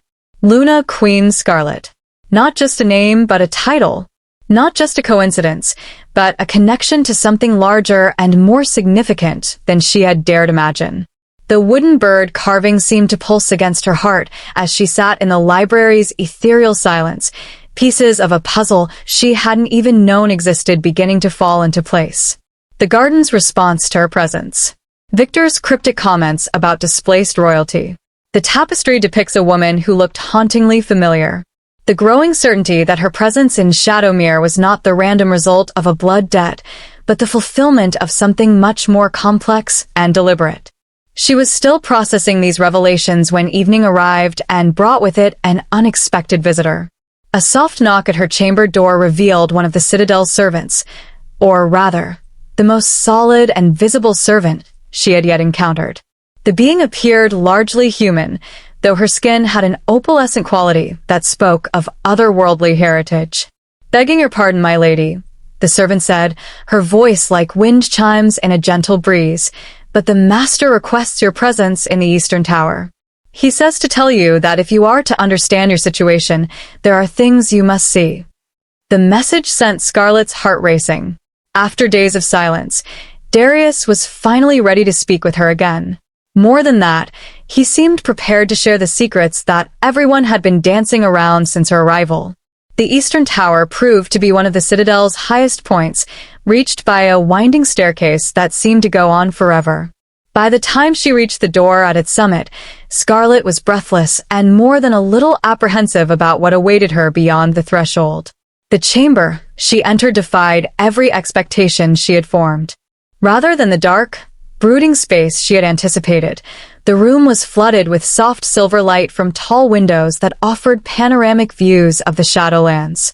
The furnishings were elegant but comfortable, and the air carried the scent of cedar and old parchment rather than the wild musk she associated with Darius's beast form. At first, she thought the room was empty. Then movement near the largest window caught her attention, and she saw him. He stood with his back to her, a figure silhouetted against the silver light of the Shadowlands' eternal twilight. But the silhouette was unmistakably human, tall and broad-shouldered, with dark hair that caught the light like captured shadows. When he turned to face her, Scarlett felt her breath catch in her throat. This was Darius as he had been before the curse, or as close to that state as the magic that bound him would allow. His features were sharp and aristocratic, marked by lines of weariness and pain, but undeniably handsome. His golden eyes burned with the same intensity she remembered from his beast form, but now they were set in a face that was heartbreakingly, achingly human. You seem surprised, he said, his voice no longer the rumbling growl she had grown accustomed to.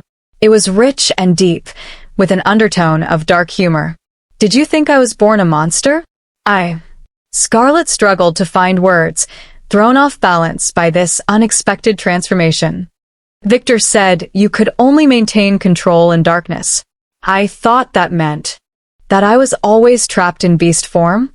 Darius moved away from the window, and she could see that his human appearance came with a cost. His movements were carefully controlled, as if he were fighting against instincts that urged him toward more violent action. The curse is more complex than that. During the day, when the sun's light touches the Shadowlands, I am fully beast. At night, when darkness provides some protection, I can sometimes reclaim this form for brief periods. Sometimes, when I am calm, when I am not consumed by rage or despair or... His golden eyes fixed on her face with an intensity that made her knees weak. Or by emotions that the beast finds particularly challenging to process. The implication in his words was clear, and Scarlett felt heat rise in her cheeks. Whatever was growing between them, whatever connection she felt when she looked at him, it was affecting him as well, strongly enough to threaten his precarious control over the curse. "Why did you ask me to come here?" she asked, trying to steer the conversation back to safer ground. Instead of answering directly, Darius moved to a table near the center of the room where several objects had been carefully arranged. In the silver light, she could see books, scrolls, what appeared to be a collection of jewelry and other items whose significance was not immediately clear. "Because," he said, his voice soft but carrying absolute conviction, "it is time you knew the truth about who you are, who we were, and why your memories were stolen." He lifted one of the books from the table, its leather binding worn smooth by countless hands. "This is the genealogy of the Nightwhisper line, dating back over 1,000 years. Your bloodline, Scarlett, though I suspect you have begun to guess that already." She nodded, thinking of the passage she had found in the library. Luna Queen Scarlett. That was me, wasn't it? "Not just Luna Queen," Darius said, setting the book aside and picking up what appeared to be a crown. Delicate silver worked with designs of leaves and stars, set with stones that glowed with their own inner light. "You were my wife, Scarlett. My mate, my queen, the other half of my soul." The words hit her like physical blows, each one creating cracks in the walls that surrounded her stolen memories. She could feel something stirring in the depths of her mind, not full recollection, but the faint echo of profound emotion. "We were married," she whispered, the words feeling strange on her tongue but somehow familiar. "For 3 years. Darius set the crown down with infinite care, as if it were made of spun glass rather than precious metal. 3 years of happiness that I thought would last forever. You brought life to the Shadowlands in ways that went beyond your gift with growing things. You brought light to places that had known only darkness, hope to those who had forgotten what it meant to dream." He picked up another object, a ring this time, a simple silver set with a stone that seemed to contain captured starlight. "This was your wedding ring. You wore it every day until..." "Until what?" Scarlett stepped closer to the table, drawn by a compulsion she could not name. The object seemed familiar, not to her conscious mind but to something deeper and more primal. "Until my brother decided that he wanted what was mine." Darius's voice turned bitter, his carefully controlled human facade cracking to reveal the rage that burned beneath. "Matthias always coveted power, always believed that he should have been the one to inherit our father's throne. When diplomacy and politics failed to give him what he wanted, he turned to darker methods." The name Matthias struck her like a lightning bolt. Not Kais, that had been the name of the usurper in the original story she remembered. But Matthias, that name carried weight, carried pain, carried the echo of betrayal so profound it had shattered more than just her memories. "He cursed you," she said, understanding beginning to dawn. "He cursed us both." Darius moved to stand directly in front of her, his golden eyes blazing with pain and fury. "The spell that trapped me in beast form was only half of his revenge. The other half was designed to ensure that even if I somehow broke free of the physical transformation, I would remain alone, tormented by the knowledge of what I had lost. He stole my memories, Scarlett breathed, pieces of the puzzle finally clicking into place. More than that, he shattered your mind so completely that you nearly died. When the spell was cast, you collapsed where you stood, your consciousness scattered like leaves in a storm. For days, you lay unconscious while I raged and fought against the transformation, helpless to reach you, helpless to protect you from what was happening. Darius turned away from her, his hands clenching into fists as he struggled to maintain his human form against the tide of emotion. When you finally woke up, you remembered nothing. Not your name, not your past, not me. You looked at me with the eyes of a stranger and asked who I was. The pain in his voice was so raw, so profound, that Scarlett felt tears begin to stream down her cheeks.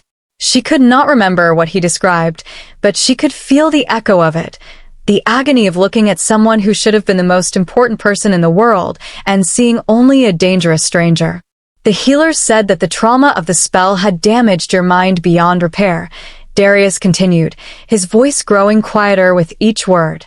They said that even if your memories could be restored, the shock of remembering everything at once might kill you.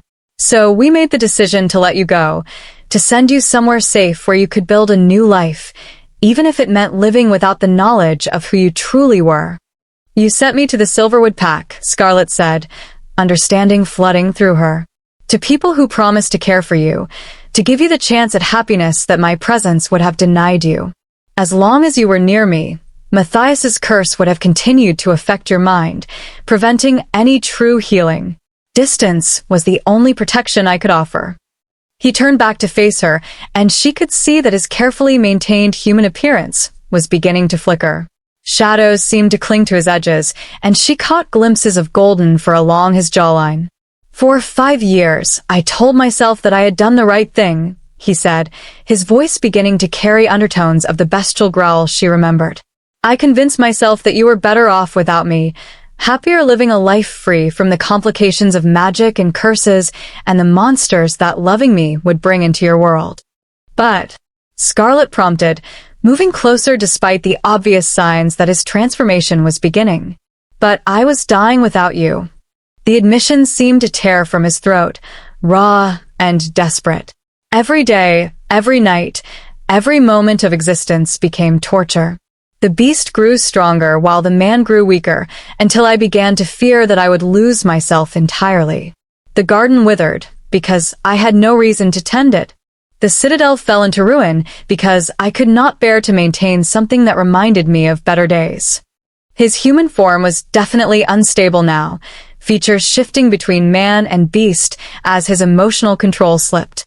But Scarlett did not step back. Instead, she reached out, her fingers brushing against his cheek with infinite gentleness. So you decided to call me back, she said softly. The touch seemed to stabilize him, at least partially. His features settled back into mostly human lines, though his golden eyes continued to burn with inhuman intensity. Victor convinced me that the blood debt with your pack provided the perfect opportunity, he admitted. We could bring you here without raising suspicions about the true nature of our connection. I told myself that I just wanted to see you again, to know that you were well and safe. But really, I was hoping that some part of you might remember. That seeing this place, seeing me, might restore what was taken from you. His laugh was bitter and self-deprecating. Instead, you walked into the garden and brought it back to life with nothing but your voice and your touch, proving that you are still every inch the queen you always were, even without your memories to guide you. Scarlett absorbed this revelation in silence, her mind reeling with the implications. She was not just some random outcast who had been traded to settle a debt. She was Darius's wife, his lost queen, returned to him after 5 years of separation and suffering. What happens now? She asked finally. Now. Darius studied her face, as if trying to memorize every detail. Now you have a choice to make. You can return to the life you have built for yourself, free from the complications of our shared past. Victor can arrange safe passage to any territory you choose, with resources enough to ensure your comfort for the rest of your days. Or you can stay. You can help me find a way to break the curse that binds us both, knowing that the attempt might restore memories that could destroy you. You can risk everything on the chance that what we once had might be rebuilt into something new. The choice he offered should have been easy. Safety and freedom versus danger and uncertainty. A simple life versus one complicated by magic and curses and the constant threat of violence. But as Scarlett looked into those golden eyes that had haunted her dreams for days, as she felt the wooden bird carving pulse against her heart in rhythm with feelings she could not name, she realized that the choice had already been made. "I want to remember," she said, her voice steady despite the magnitude of what she was choosing. "I want to know who I was, who we were together. I want to help break this curse, not just for you, but for both of us." The relief that flooded Darius's features was so profound it nearly broke her heart. For just a moment, his carefully maintained control slipped completely, and she saw him not as the Beast of Shadowmere or even as the cursed king, but simply as a man who had been alone for far too long. "It will be dangerous," he warned, even as he moved closer to her. "Matthias designed his curse to be unbreakable. Attempting to restore your memories could trigger magical backlash that might kill us both. Then we'll face that danger together," Scarlett said, reaching up to frame his face with her hands. "I may not remember our past, but I know that whatever we had was worth fighting for. The garden recognizes me. This castle feels like home despite everything. And when I look at you—" "When you look at me," he prompted, his voice soft as silk. "When I look at you, I see something that feels like coming home." The words seemed to shatter the last of his restraint. He pulled her against him, his arms wrapping around her with a desperate strength that spoke of 5 years of longing and loss. When his lips found hers, the kiss was everything she had dreamed of and more, desperate and gentle, passionate and reverent, carrying the weight of a love that had survived separation, transformation, and the cruelest magic imaginable. In that moment, surrounded by his warmth and the echo of feelings too profound for memory to contain, Scarlett knew that she was exactly where she belonged. Whatever challenges lay ahead, whatever dangers they would face in the attempt to break the curse, they would face them together. The wooden bird carving seemed to sing against her heart, and somewhere in the depths of her stolen memories, something that might have been recognition stirred like a flower reaching toward the light. Chapter 6. The Price of Memory. The first attempt to restore Scarlett's memories began 3 nights after her revelation in the Eastern Tower. Darius had spent the intervening days in careful preparation, consulting ancient texts and gathering magical components, while Scarlett continued her work in the Heart Garden, which seemed to grow more vibrant with each passing hour. The ritual chamber lay deep beneath the citadel, carved from living rock that pulsed with veins of crystalline light. Symbols covered every surface, some recognizable as traditional protective wards, others so ancient that even Victor could only guess at their meaning. At the chamber's center sat a pool of water so perfectly still it might have been polished obsidian, reflecting the magical light with mirror-like precision. "The Pool of Remembrance," Victor explained as he led Scarlett down the winding stone steps. "It has been used for centuries to help those who have lost pieces of themselves, whether through trauma, magic, or the simple passage of time." "Has it ever been used for someone whose memories were magically stolen?"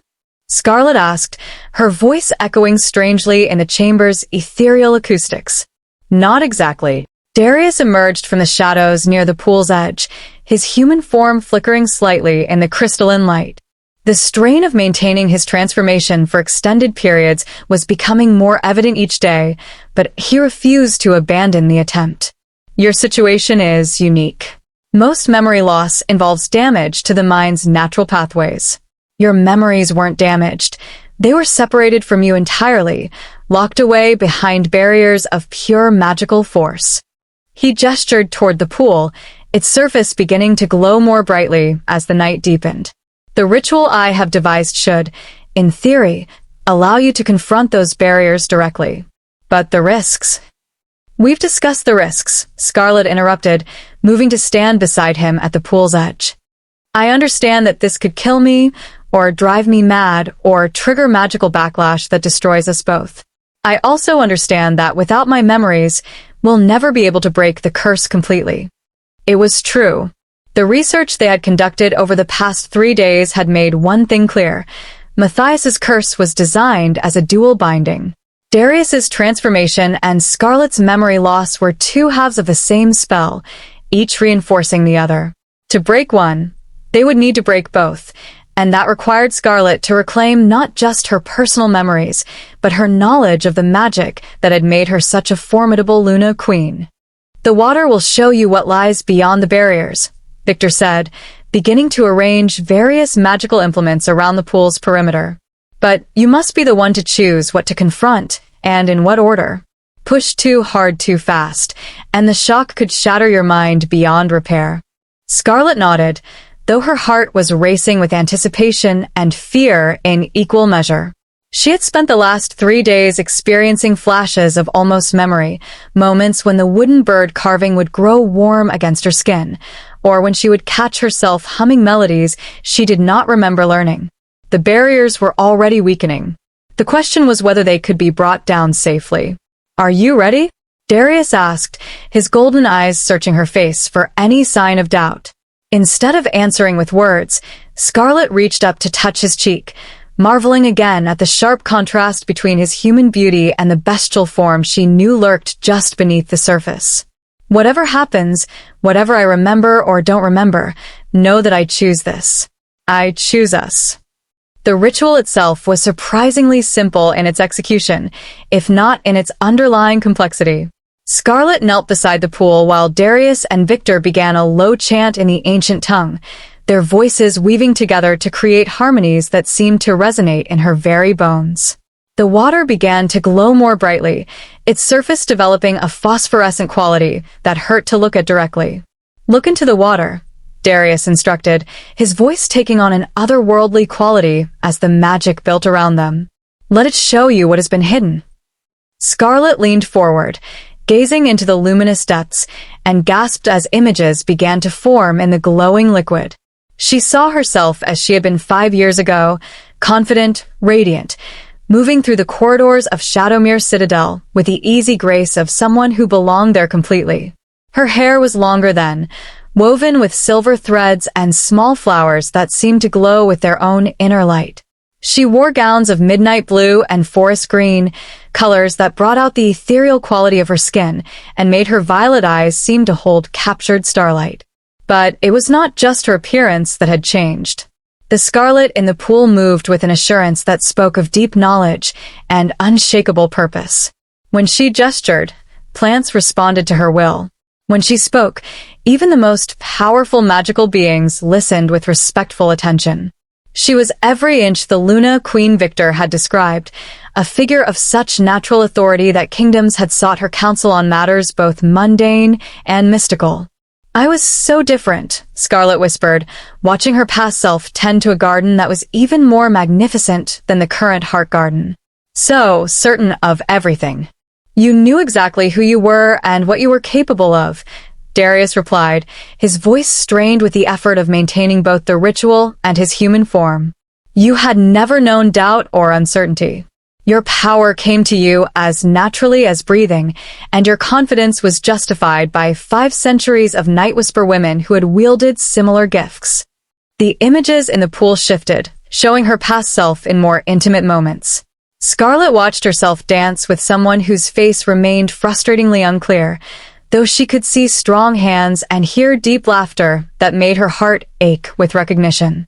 She saw quiet evenings spent reading together in the library, walks through moonlit gardens where impossible flowers bloomed at her touch, moments of such profound happiness that tears began to stream down her present self's cheeks. "We were happy," she said, the words coming out as both statement and question. "Deliriously so." Darius's voice grew softer, more vulnerable. "I had never imagined that such contentment was possible. You brought light to every corner of my existence, made even the most mundane moments feel like celebrations." The pool's images began to darken, showing glimpses of the events that had led to their separation.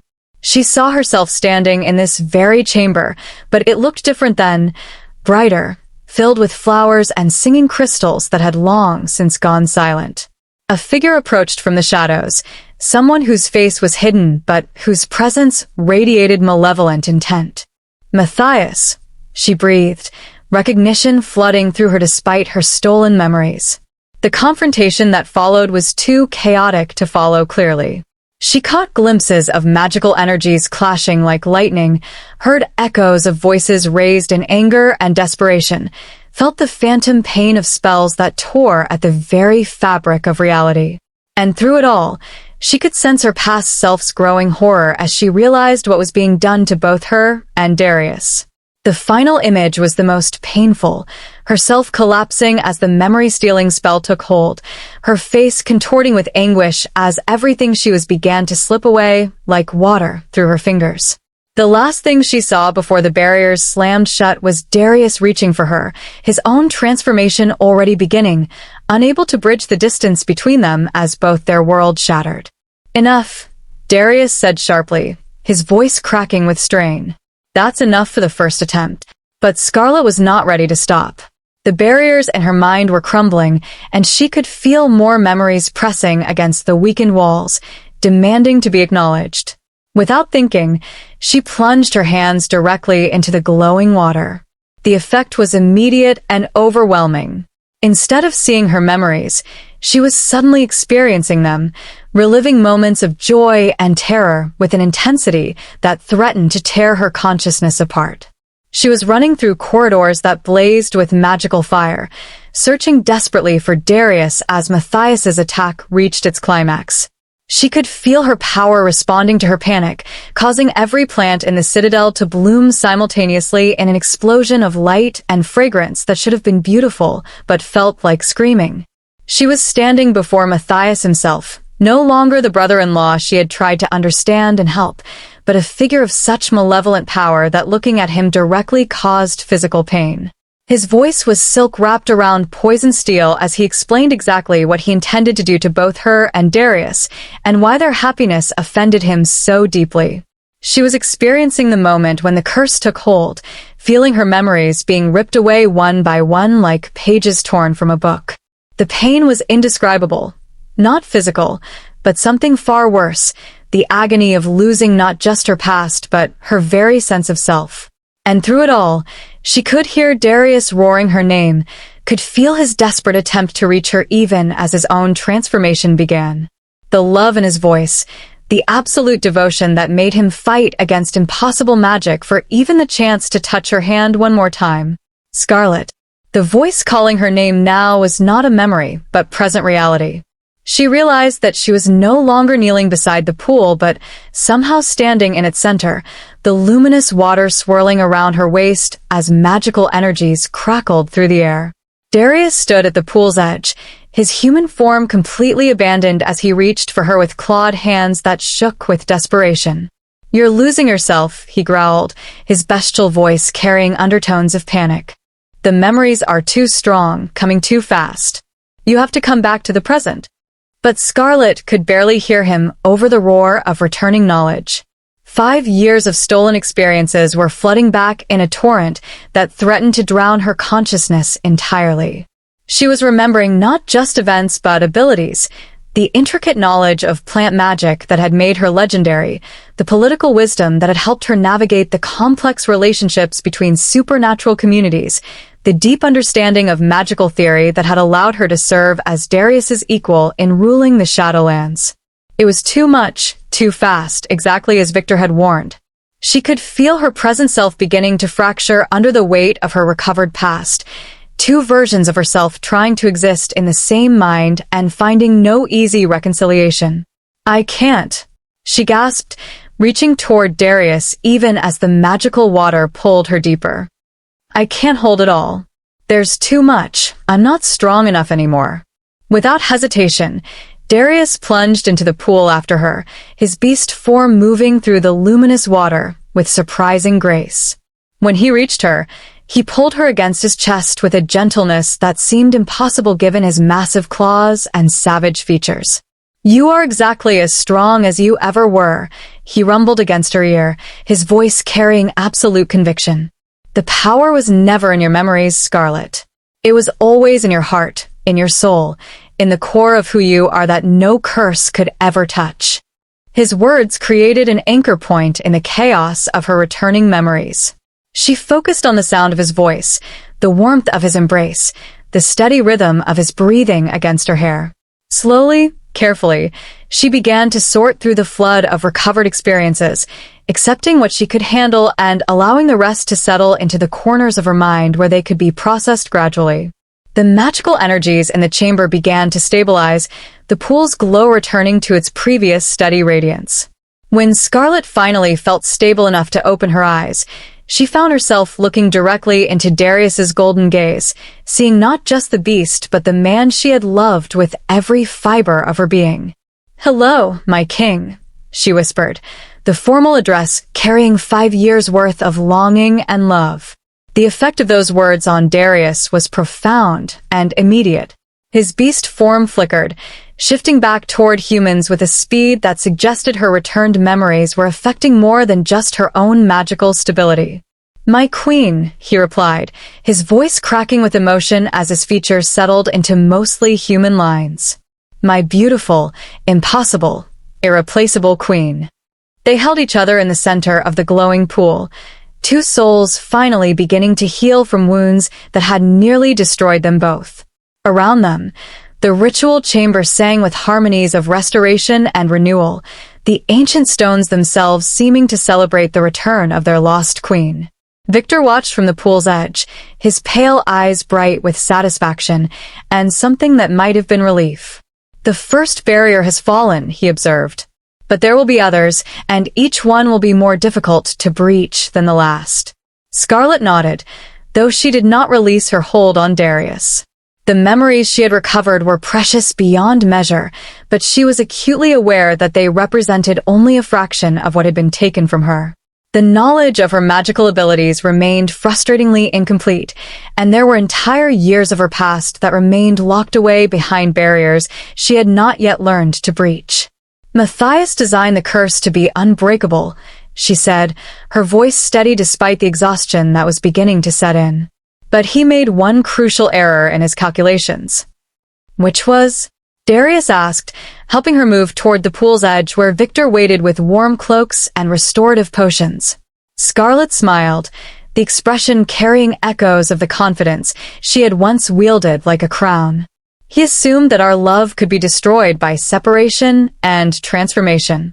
He never considered the possibility that it might actually grow stronger in the face of such challenges." As they climbed from the pool, water streaming from their clothes and hair, the wooden bird carving seemed to pulse with renewed warmth against Scarlett's heart. More than just a token now, she could feel its connection to the magic that had once flowed through her veins like lifeblood. The path ahead remained treacherous, filled with dangers that could destroy them both if they moved too quickly or carelessly. But for the first time since awakening with no memories 5 years ago, Scarlett felt truly, completely herself. She was the Luna Queen of the Shadowlands, mate to the Cursed King, wielder of magic that could coax life from barren stone. She had been broken, scattered, lost in ways that should have been permanent. But love, it seemed, was indeed stronger than the cruelest magic. And tomorrow night, they will prove it again. Chapter 7. The Return of the Usurper. 3 days had passed since the first successful memory ritual, and Shadowmere Citadel hummed with a vitality it had not known in years. The change was most evident in the Heart Garden, where Scarlett's restored memories had awakened powers she had forgotten she possessed. Flowers that had taken weeks to coax into bloom now responded to her touch within hours, and the singing trees had begun harmonizing in complex melodies that filled the entire citadel with music. But the transformation extended far beyond the garden's boundaries. The phosphorescent crystals embedded in the castle's walls glowed more brightly, the ethereal servants moved with renewed purpose, and even the ancient stones seemed to pulse with life. It was as if the citadel itself had been holding its breath for 5 years, waiting for its queen to return. Darius, too, was changing. The strain of maintaining his human form during their evening conversations had decreased dramatically, and he could now hold the transformation for several hours without visible effort. His golden eyes had regained some of their old warmth, and Scarlett occasionally caught glimpses of the man she had fallen in love with all those years ago. They had established a new routine that revolved around the gradual restoration of her memories. Each night, they would gather in the ritual chamber to attempt another careful breach of Matthias's barriers. Each recovery brought back precious pieces of her past, moments of laughter shared in moonlit gardens, the deep satisfaction of successfully mediating disputes between rival supernatural factions, the intricate knowledge of magical theory that had made her such a formidable ally and ruler. But it also brought increasing awareness of what they faced. The curse that bound them was more complex and insidious than either had initially realized. It was not simply a matter of magical transformation and stolen memories. It was a web of interconnected spells designed to prevent exactly what they were attempting. The barriers are adapting, Victor observed during their fourth night of ritual work. He stood at the edge of the pool of remembrance, his pale eyes studying the patterns of light that swirled beneath its surface. Each time we breach one of Matthias's defenses, the others grow stronger in response. Scarlett nodded, though her attention remained focused on the latest batch of recovered memories. She had just relived her first meeting with Darius, a formal introduction at a gathering of supernatural leaders that had somehow transformed into hours of animated conversation about the intersection of magic and governance. The memory was sweet, but it also highlighted how much of her personality had been suppressed by the trauma of her experience with the Silverwood Pack. He designed the curse to evolve, she said, her voice carrying the authority of someone who was remembering expertise gained over centuries of magical study. Each component was meant to reinforce the others, creating a web that would become more complex and difficult to unravel with every attempt to break free. Then we need to stop attacking the barriers individually, Darius said, his mostly human features set in lines of grim determination. We need to find a way to strike at the heart of the curse itself. It was easier said than done. The heart of Matthias's spell remained hidden behind layers of magical protection that would take months to carefully dismantle. Months they might not have, if the increasing magical disturbances around the Shadowlands were any indication. Something was stirring in the deeper reaches of the realm, responding to the changes at Shadowmere Citadel with growing agitation. Victor had reported strange lights moving through the ruins, and several of the Citadel's more far-ranging servants had returned with tales of creatures that should have been dormant, beginning to show signs of unnatural activity. It was as if the entire realm was holding its breath, waiting for something momentous to occur. That something arrived on the fifth morning after the first ritual, announced by the sudden silence of the Heart Garden's singing trees. Scarlett felt the change immediately, a wrongness that cut through her consciousness like a blade. She had been tending to a particularly delicate patch of starflowers when their luminous petals suddenly dimmed, their gentle chiming replaced by discordant notes of warning and fear. Moving quickly through the garden paths, she found the source of the disturbance at the garden's main entrance.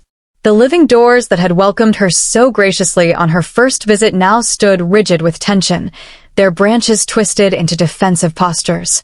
Beyond the threshold, she could hear voices, not the ethereal tones of the Citadel servants, but harsh, commanding sounds that spoke of intruders who had not been invited.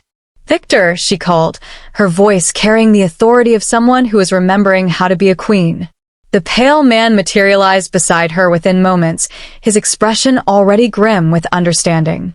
"They've breached the outer defenses," he reported, his storm-gray eyes reflecting patterns of light that spoke of magical surveillance spells.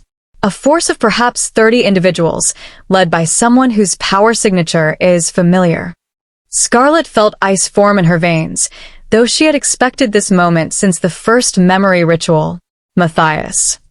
"It would seem your brother-in-law has finally noticed that his carefully crafted curse is beginning to unravel." Victor's voice carried dark satisfaction. "The question is whether he has come to repair his handiwork or to ensure that neither you nor the master survives to threaten it further."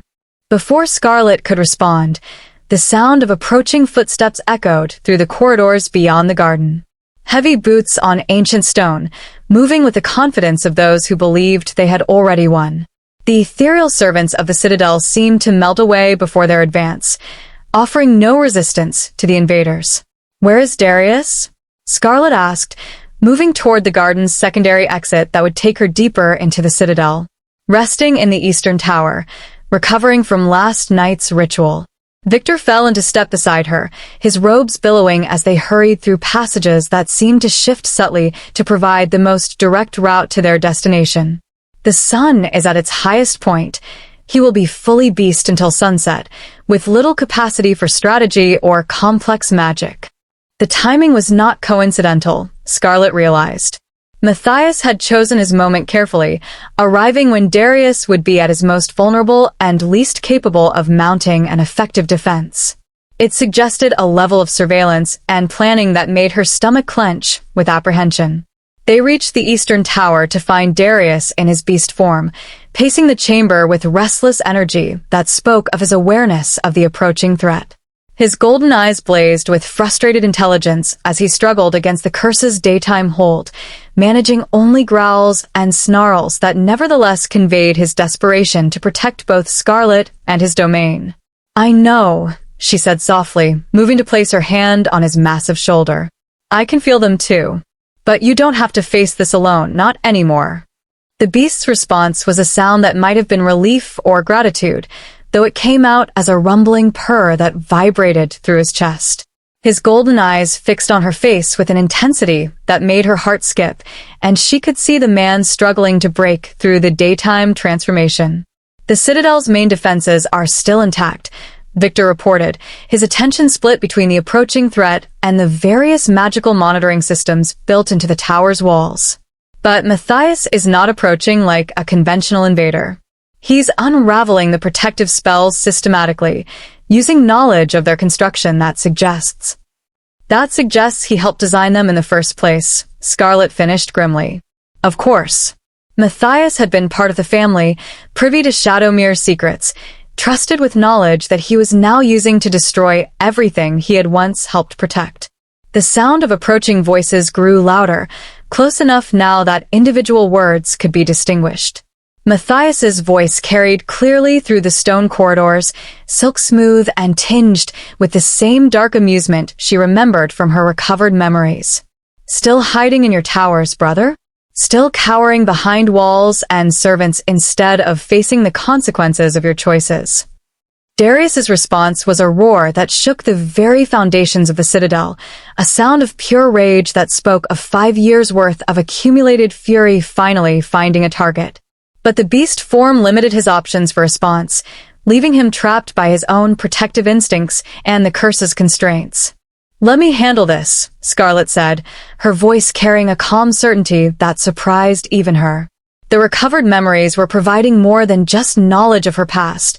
They were restoring the confidence and authority that had made her such an effective queen. "You protected me for 5 years by sending me away.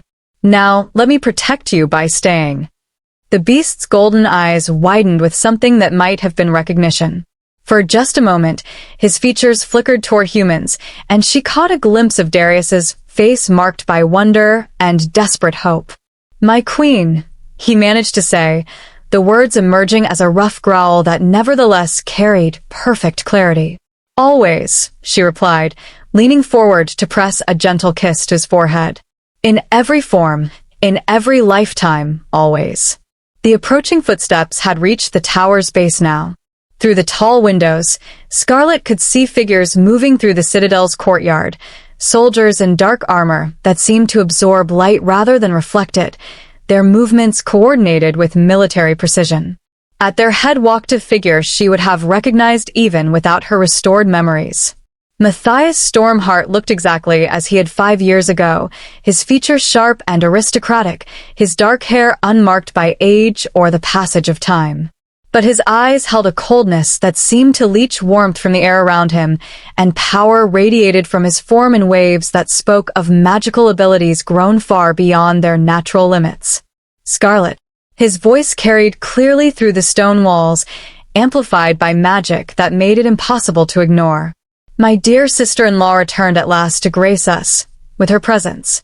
How thoughtful of you to make this reunion so much easier than it might have been. The mockery in his tone made her hands clench into fists, but she forced herself to remain calm. Rage would serve no purpose here, and strategic thinking would be far more valuable than emotional response. "Victor," she said quietly, never taking her eyes off the figures in the courtyard below. "Is there a way to get word to the other supernatural communities? If Matthias succeeds in destroying us, he won't stop there." "Already done," Victor replied, his pale fingers weaving patterns in the air that created brief flashes of communication magic. "Though whether help will arrive in time." "It doesn't matter," Scarlett said, moving toward the tower's main staircase. "We end this here, tonight, one way or another." "My queen," Victor's voice carried a warning. "Your memories are still incomplete, your powers only partially restored. In direct magical combat, Matthias has significant advantages." "Perhaps. But he also has something I don't." Scarlett turned back to look at Darius, who was watching her with golden eyes that burned with love and desperate concern. "He has hatred driving him, while I have something infinitely more powerful." She descended the stairs with measured steps, each footfall echoing in the stone corridor like a bell tolling the hour of reckoning.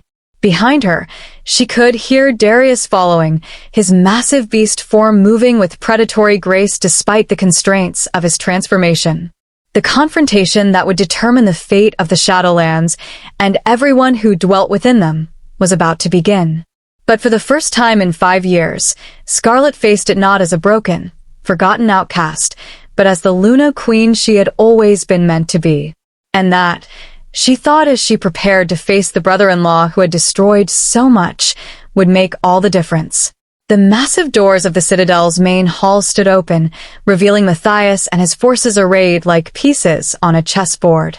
He stood at their center, his dark robes billowing despite the absence of any wind, magical energy crackling around him like barely contained lightning.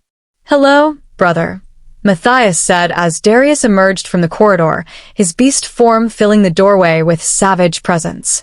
"You're looking well. Has married life been treating you kindly?" His gaze shifted to Scarlett, and his smile took on a quality that made her skin crawl with remembered fear. "And you, dear Scarlett. How lovely to see you again.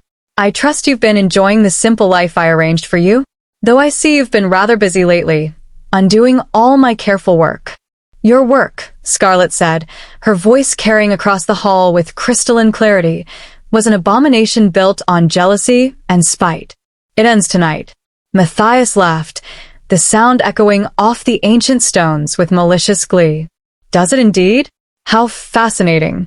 And tell me, sister dear, exactly how do you propose to end anything when your precious memories are still locked away behind barriers you're too weak to breach?"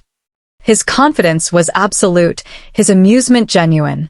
He truly believed that he held all the advantages, that his cursed siblings were still too broken to pose any real threat. He was about to discover just how wrong he could be. Chapter 8. The Battle of Broken Bonds. The Great Hall of Shadowmere Citadel had witnessed many confrontations over the centuries, but none quite like this. Ancient stones that had absorbed the echoes of countless conversations now thrummed with magical tension, so thick it seemed to distort the very air.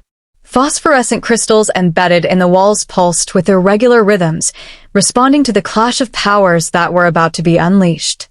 Matthias stood at the center of his assembled forces like a conductor preparing to lead a symphony of destruction.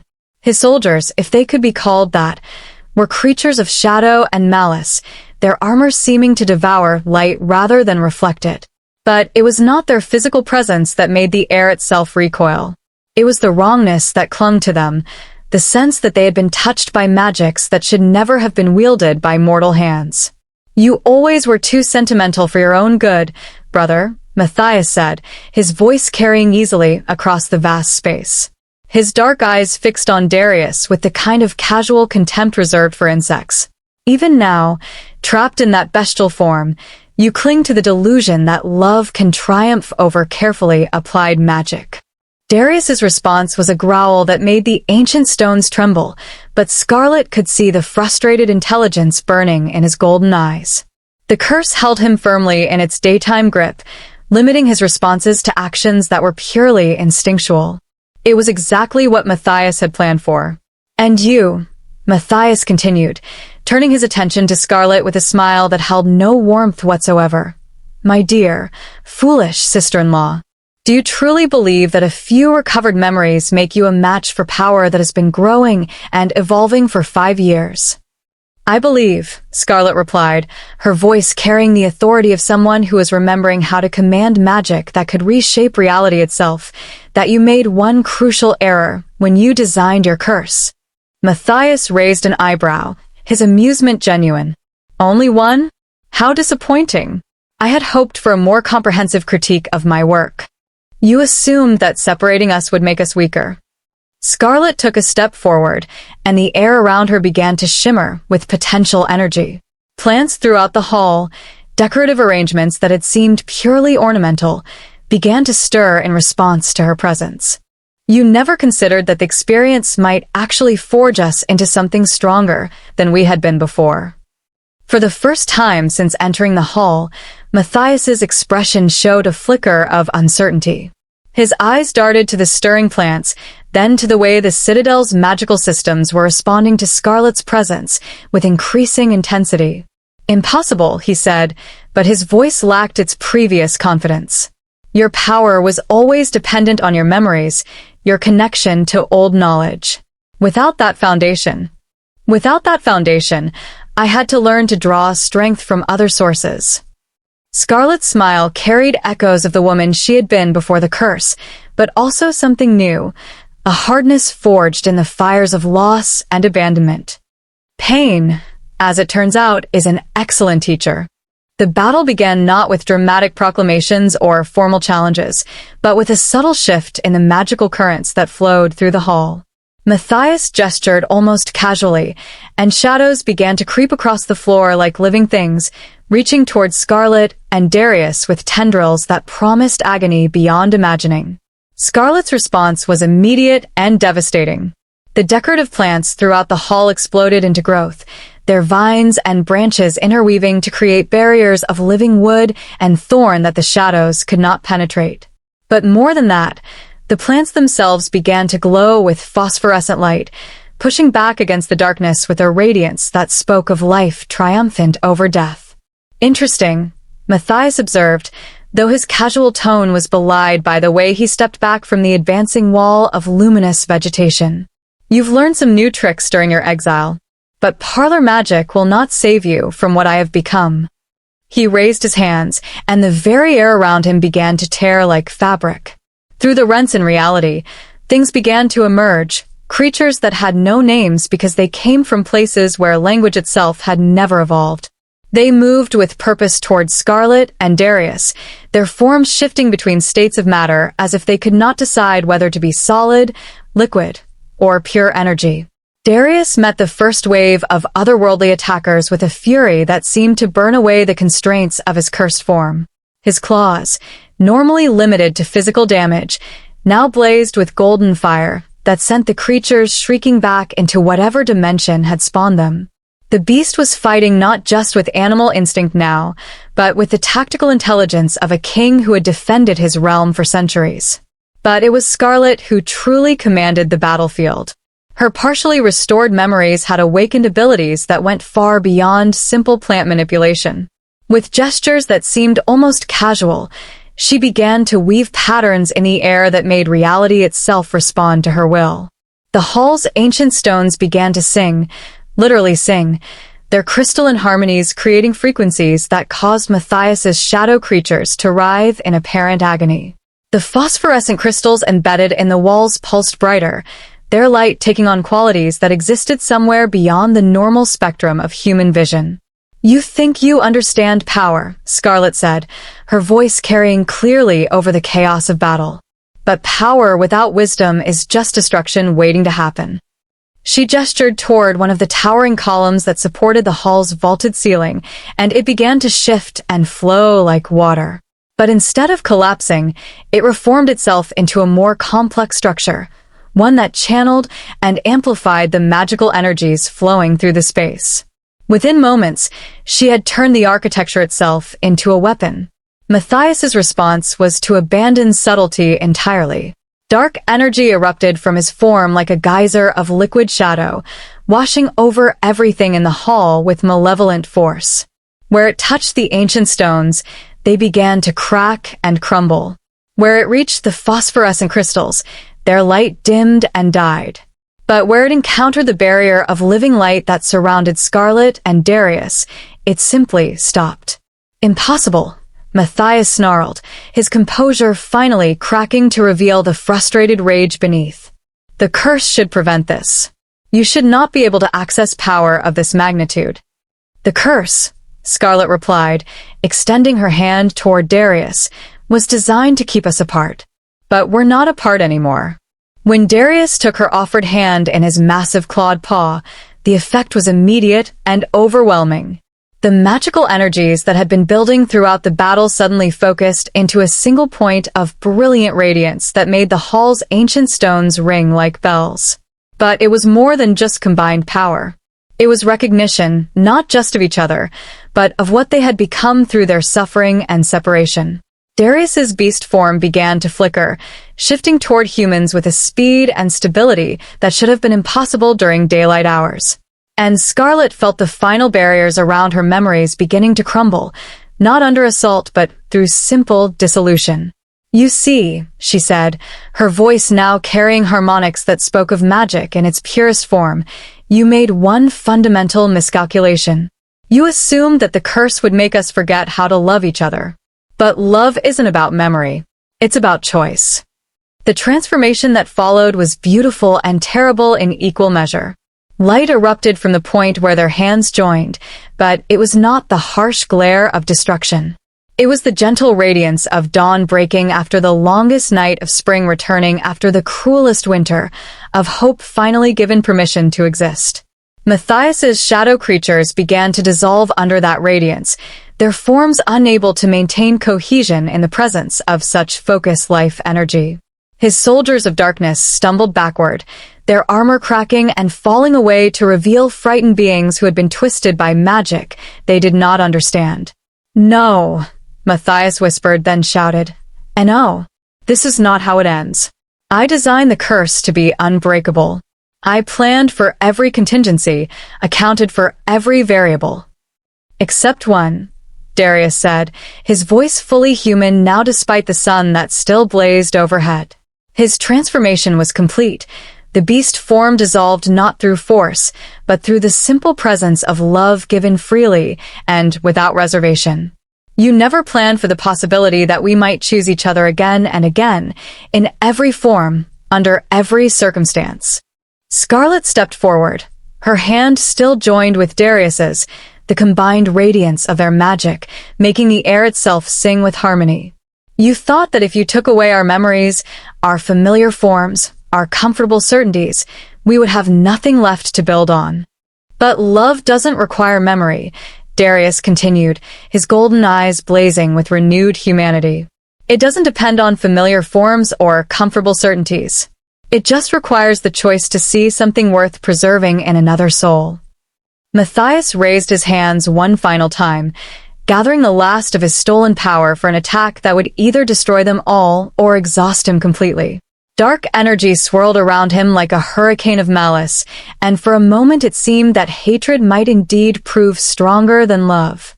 Then Scarlett began to sing. It was not a song that could be transcribed or replicated by ordinary means. It was the voice of growing things reaching toward light, of seasons turning in their eternal cycle, of life persisting in the face of every obstacle. It was the song that had once brought the heart garden to life, but magnified beyond any scale she had previously achieved. The hall's ancient stones took up the melody, their crystalline harmonies joining her voice in a symphony that seemed to emerge from the very foundations of reality. The phosphorescent crystals blazed with renewed light, their radiance taking on qualities that spoke of hope and healing rather than mere illumination. And through it all, Darius's presence beside her served as an anchor point, a source of strength that allowed her to reach beyond her individual limitations towards something greater than either of them could have achieved alone. The combined force of their magic, focused not on destruction but on restoration, struck Matthias's attack like sunlight striking shadow. For a moment, the two forces hung in perfect balance, darkness and light warring for dominance in the space between them. Then, with a sound like glass breaking, Matthias's power shattered completely. The backlash of his broken spell sent him sprawling across the hall's ancient stones, his dark robes smoking with residual energy. His soldiers collapsed where they stood, the twisted magic that had sustained them finally exhausted. Even the creatures he had summoned from beyond reality faded like mist before morning sun. In the sudden silence that followed, Scarlett and Darius stood hand in hand at the center of the hall, their combined presence transforming the space from a battleground into something approaching a temple. Light flowed around them like water, healing the damage that had been inflicted on both stone and spirit. "It's over," Scarlett said softly, though whether she was speaking to Darius or to herself was unclear. "The curse is broken," Darius agreed, his voice filled with wonder at his continued human form. "Completely broken. I can feel it. The barriers, the constraints, the endless hunger for violence, all of it is gone." Matthias struggled to his feet, his face twisted with rage and disbelief. Without his stolen power, he looked smaller somehow, diminished to merely human proportions. "This changes nothing," he snarled, though his voice lacked any real conviction. "You may have broken the curse, but the damage is done. 5 years of isolation, 5 years of suffering that could have been avoided if you had simply—" "If we had simply what?" Scarlett interrupted, her violet eyes blazing with the authority of someone who had reclaimed not just her memories, but her sense of justice. "If we had simply accepted your jealousy as reason enough to destroy everything we had built? If we had agreed that your wants were more important than the welfare of everyone who depended on us? You never deserved what you had," Matthias shot back, his composure cracking completely. "I was the elder son, the one with true understanding of what power meant. You were nothing but a dreamer playing at being a king. And you," Darius replied with quiet certainty, "were someone who confused power with worth, who believed that strength could be measured in the ability to destroy rather than to create." As if summoned by their words, figures began to emerge from the corridors that led to the hall. Not soldiers or servants, but representatives of the supernatural communities that had once looked to Shadowmere for leadership and protection. Word of the battle had spread quickly, and now they came to witness the resolution of a conflict that had shaped the politics of the magical world for 5 years. Victor appeared among them, his pale face bright with satisfaction and something that might have been joy. Behind him came beings of various species and allegiances, wolves and fae, vampires and witches, creatures whose names existed only in languages that predated human civilization. "The Shadowlands are calling," Victor announced, his voice carrying clearly through the restored hall. "The magic of the realm recognizes its true rulers and celebrates their return." It was true. Through the tall windows that lined the hall, Scarlett could see the landscape beyond the citadel beginning to change.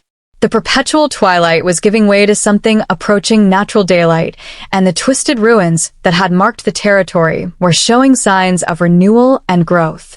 "What happened to him?" Darius asked, gesturing toward Matthias, who stood isolated in the center of the hall, like a man waking from a nightmare. Scarlett considered the question carefully. The woman she had been 5 years ago might have demanded justice in its harshest form, might have sought to balance the scales with punishment equal to the suffering that had been inflicted. But the woman she had become through loss and recovery, through separation and reunion, had learned different lessons about the nature of true strength. "He lives," she said finally, her voice carrying absolute authority. "But he lives with the consequences of his choices. No magic, no power beyond what any ordinary person might possess. No influence over others, no ability to bend reality to his will. Exile," Darius added, understanding her intent immediately. "Permanent exile from the Shadowlands and any territory that recognizes our authority." "You can't," Matthias whispered, his face going pale as he realized what they were proposing. "You can't take away my magic completely.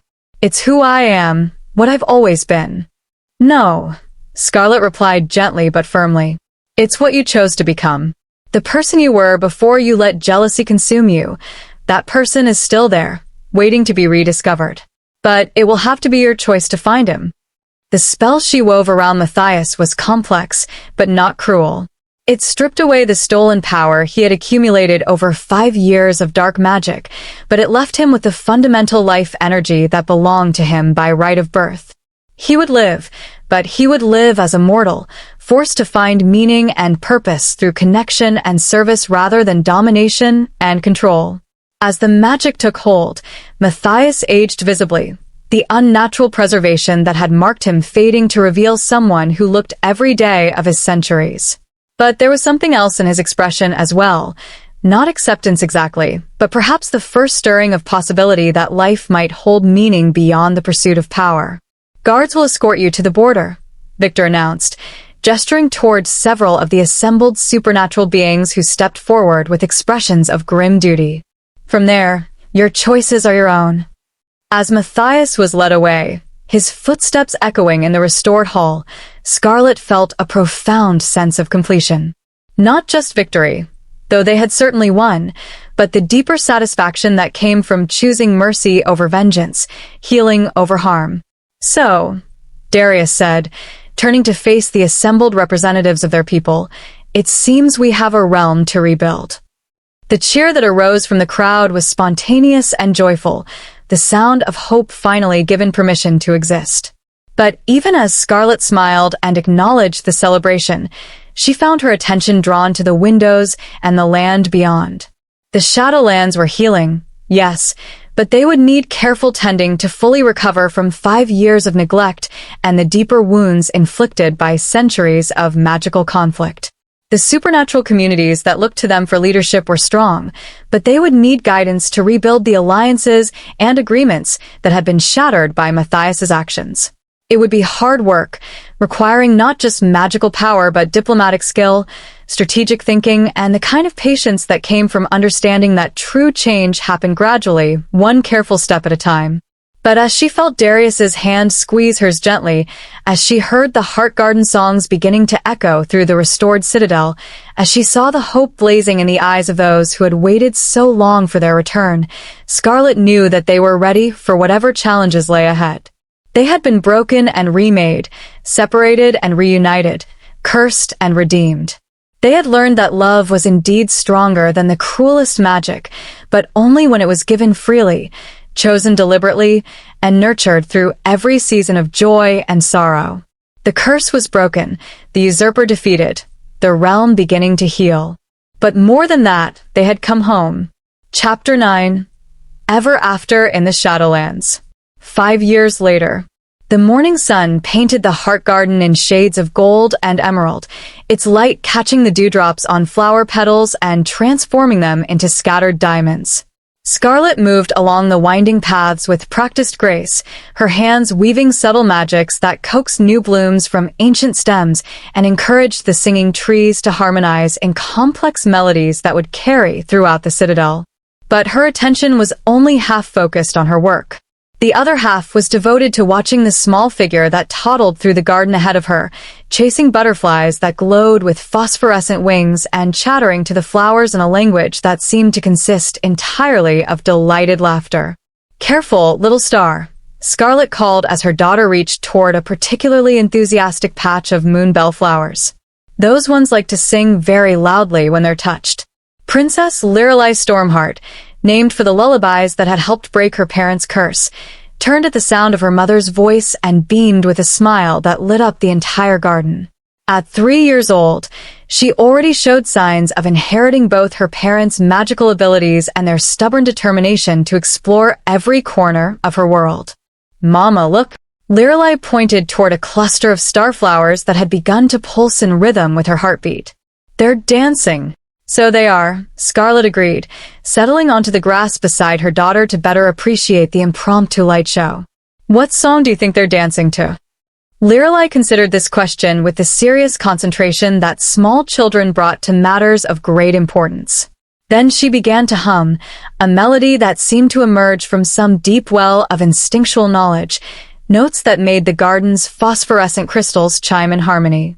It was a song Scarlett recognized, though she had never heard it sung by anyone but herself. It was the lullaby she hummed when she worked in the garden, the melody that had first awakened the heart garden's renewed vitality.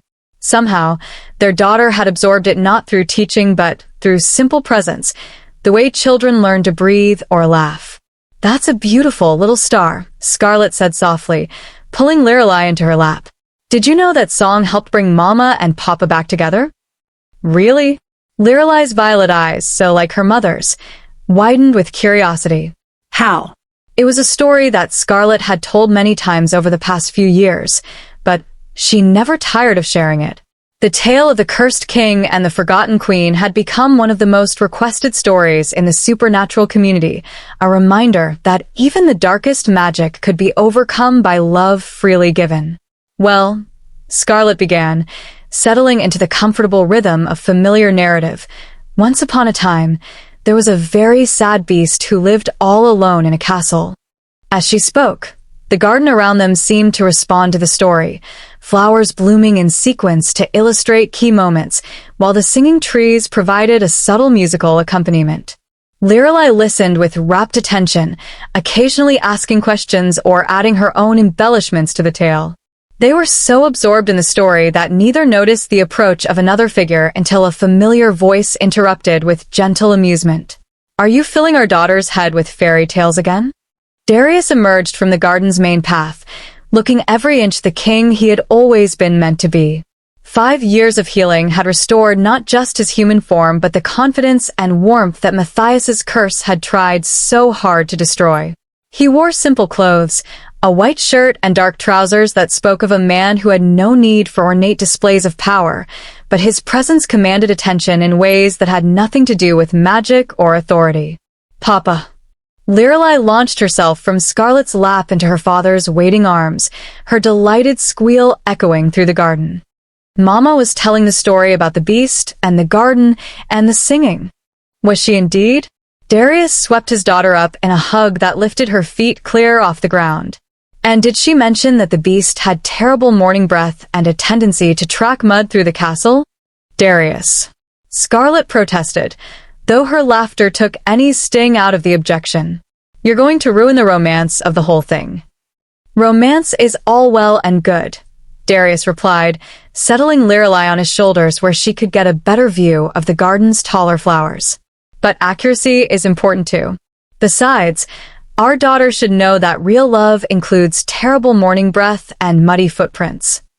It was a conversation they had had many times over the years, part of their ongoing effort to ensure that Lorelei grew up understanding the difference between fairy tale romance and the deeper, more complex love that sustained real relationships.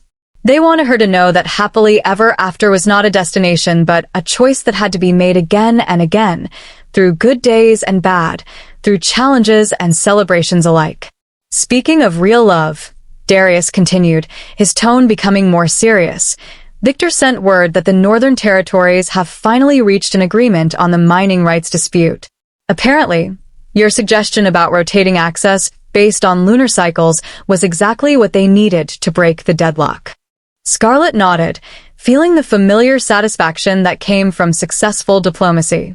The past 5 years had been filled with such challenges, rebuilding alliances that had been shattered during Matthias's reign, mediating disputes between communities that had learned to distrust authority, slowly restoring the complex web of relationships that kept the supernatural world functioning peacefully. It had been exhausting work at times, requiring not just magical power but patience, wisdom, and the kind of political skill that had to be learned through experience rather than inherited through bloodlines. But it had also been deeply rewarding, offering daily proof that their second chance at happiness was being used for purposes larger than their own contentment. "Any word from the southern reaches?" Scarlett asked, shifting to more immediate concerns. The vampire clans were supposed to send their response to the trade negotiations this week. "Victor expects their delegation tomorrow evening," Darius replied, swinging Lorelei down from his shoulders and setting her on the path where she could chase after a particularly interesting butterfly. "Though I suspect their real purpose has less to do with trade agreements and more to do with getting a look at our daughter." It was true. Lorelai's birth had been celebrated throughout the supernatural community, not just because royal children were always causes for joy, but because her very existence proved that the future held possibilities beyond mere recovery. She represented hope made manifest, the promise that the damage inflicted by hatred and jealousy could be healed and transformed into something beautiful. "She'll charm them completely," Scarlett said, watching their daughter attempt to communicate with a singing tree through interpretive dance. "Just like she charms everyone who meets her." "Wonder where she gets that from?" Darius replied dryly, though his eyes were soft as he watched his wife and daughter interact with the magical garden that had become the heart of their restored kingdom. The conversation was interrupted by the arrival of Victor, who materialized from the garden's living doors with the fluid grace that characterized all his movements. His pale hair had grown longer over the past 5 years, and he wore robes of deep blue that brought out the storm gray of his eyes, but his essential nature remained unchanged, still the perfect diplomat, still the keeper of secrets, still the friend who had helped guide them through their darkest hours. "Your Majesties," he said with a formal bow that was only slightly undermined by Lorelai's immediate demand for attention. "I bring word from the capital." "Good news or bad news?" Scarlett asked, settling their daughter on her hip, while Darius moved to stand beside them. "Interesting news," Victor replied diplomatically.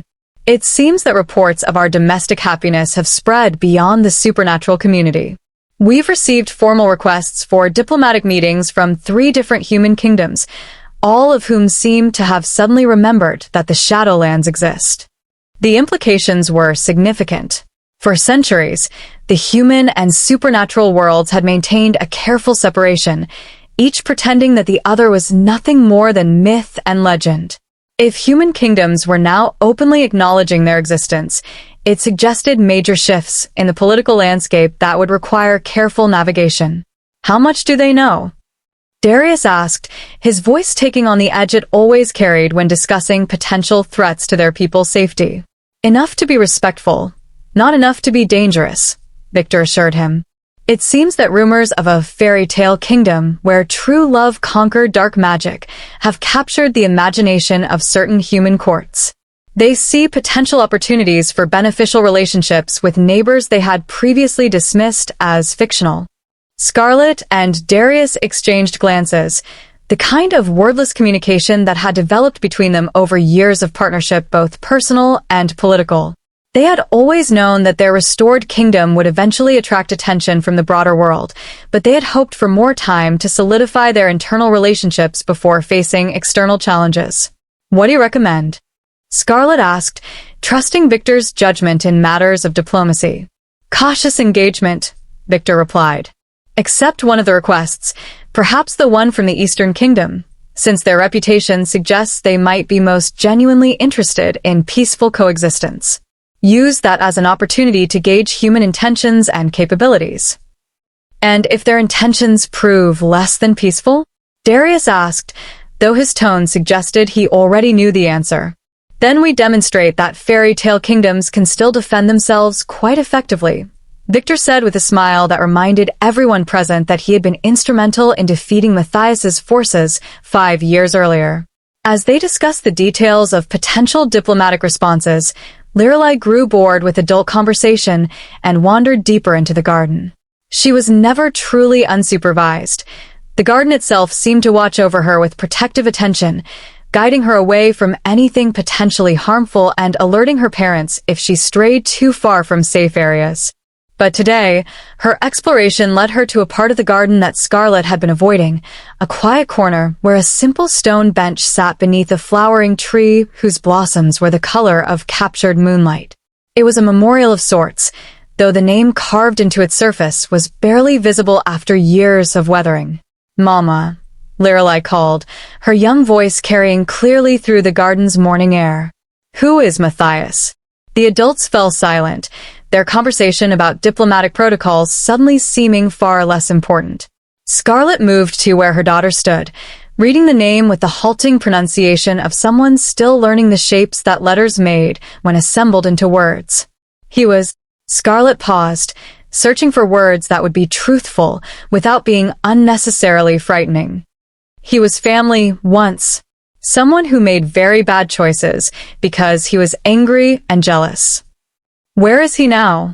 Lorelei asked with the direct curiosity that small children brought to difficult subjects.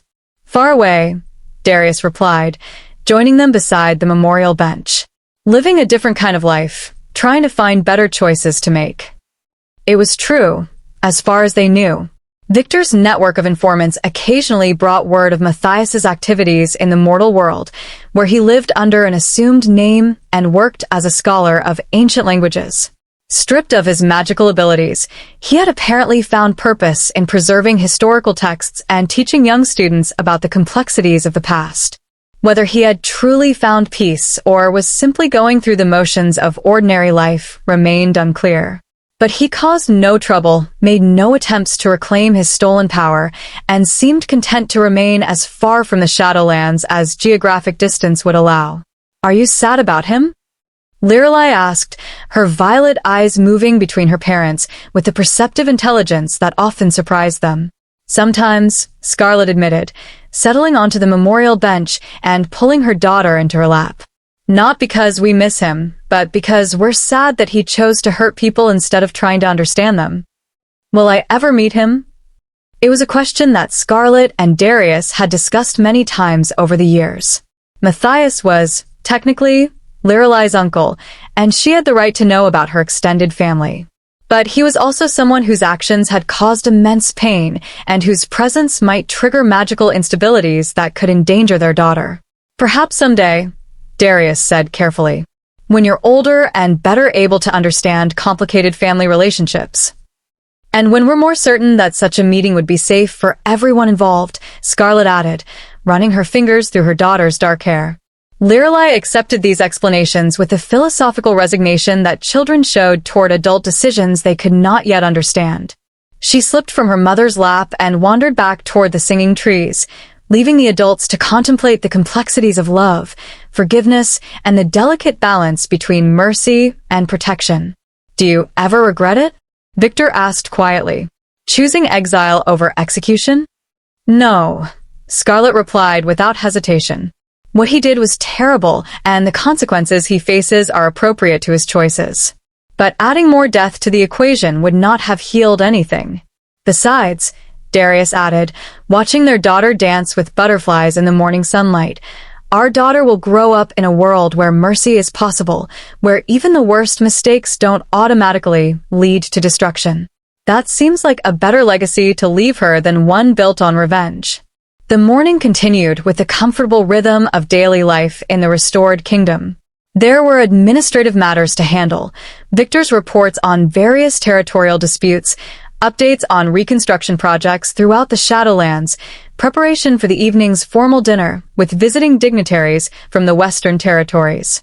But there were also smaller, more personal moments. Lorelei's successful attempt to convince a particularly stubborn rosebush to bloom out of season. Darius's discovery of a previously unknown chamber in the Citadel's depths, filled with books that predated their own reign by several centuries. Scarlett's quiet satisfaction as she watched the Heart Garden respond to her daughter's presence with the same joy it had once shown to her own. As afternoon drifted toward evening, the family gathered in the renovated Great Hall for the kind of formal dinner that had once seemed impossible. The space bore no resemblance to the battleground where they had faced Matthias 5 years earlier. Instead, it had been transformed into something that balanced grandeur with warmth, impressive enough to command respect from visiting dignitaries, but comfortable enough to serve as a genuine home. The guests that evening included representatives from most of the major supernatural communities, werewolf alphas, vampire elders, fey nobility, witch covens, and beings whose names existed only in languages older than recorded history. They came not as supplicants or subjects, but as allies and friends, drawn together by shared respect for leaders who had proven themselves through service rather than conquest. Your Majesty, said Alpha Moonrunner of the Eastern Packs, raising her crystal goblet in a toast, 5 years ago, many of us feared that the Shadowlands would become a wasteland ruled by fear and dark magic. Instead, you have shown us what true leadership looks like. To the King and Queen of the Shadowlands, added Elder Ravencrest of the Midnight Court, his ancient voice carrying clearly through the restored hall. May your reign continue to be marked by wisdom, compassion, and the kind of love that makes the rest of us believe in happy endings. The toast was taken up by every voice in the hall, creating a harmony that seemed to make the very stones sing with joy. But even as Scarlett smiled and acknowledged the tribute, her attention was drawn to her daughter, who sat in a specially designed chair that allowed her to see over the great table and participate in the formal dinner. Lorelei had been quiet throughout most of the meal, listening to adult conversation with the patient attention of someone who understood that important business was being conducted. But now, as dessert was served, crystallized fruits that glowed with their own inner light, she suddenly stood on her chair and raised her small crystal cup with deliberate ceremony. "I want to make a toast too," she announced, her clear young voice cutting through the adult conversation with the authority of someone who had never doubted her right to be heard. The hall fell silent, every eye turning toward the small princess who stood fearlessly before an audience of the most powerful beings in the supernatural world. "To Mama and Papa," Lorelei said, her violet eyes blazing with love and pride, "for teaching me that the best magic is the kind that helps other people be happy." The silence that followed her words was not empty, but full of recognition, wonder, and the kind of deep satisfaction that came from witnessing something genuinely profound. Then, as one, every being in the hall rose to their feet, their voices joining in acknowledgement of wisdom that spoke truth regardless of the age of its speaker. Later that evening, after the last guest had departed and the citadel had settled into its nighttime rhythms, Scarlett and Darius stood together in the Eastern Tower, where their renewed courtship had begun. The chamber had been their private retreat for years, a place where they could simply be themselves without the weight of royal responsibility. "She's going to be an extraordinary queen someday," Darius said, settling into the chair by the window where he had first revealed his human form to Scarlett's wonder-filled gaze. "She's already extraordinary," Scarlett replied, moving to stand behind him so she could rest her hands on his shoulders. "But yes, when her time comes, she'll lead with wisdom beyond her years." They stood in comfortable silence, watching the Shadowlands spread out below them in the silver light of the full moon. The landscape that had once been marked by ruins and twisted remnants of ancient conflicts now showed signs of renewal everywhere, forests growing where there had been wasteland, rivers running clear where they had once been choked with magical pollution, communities thriving where fear had once prevented any gathering. "Do you think we've truly earned our happy ending?" Scarlett asked, voicing a question that had lingered in the back of her mind for years. "I think," Darius replied, turning in his chair so he could take her hands in his, "that we've learned the difference between happy endings and happy beginnings." Which is, happy endings suggest that the story is over, that all challenges have been overcome and no more growth is required. He smiled, the expression transforming his features with warmth that had nothing to do with magic and everything to do with deep contentment.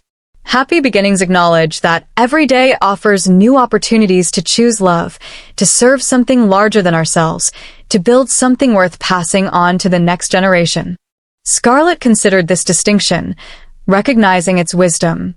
They had indeed built something beautiful together, not just their personal relationship, but the kingdom they ruled, the alliances they had forged, the daughter they were raising to understand both power and responsibility. But it was not a completed work, frozen in perfection like a painting in a frame. It was a living thing that required daily tending, constant attention, the kind of commitment that grew stronger rather than weaker with the passage of time. "In that case," she said, settling into his lap with the easy familiarity of a long marriage, "here's to many more happy beginnings." "To happy beginnings," Darius agreed, kissing her with the passion of someone who had never stopped being amazed by his good fortune.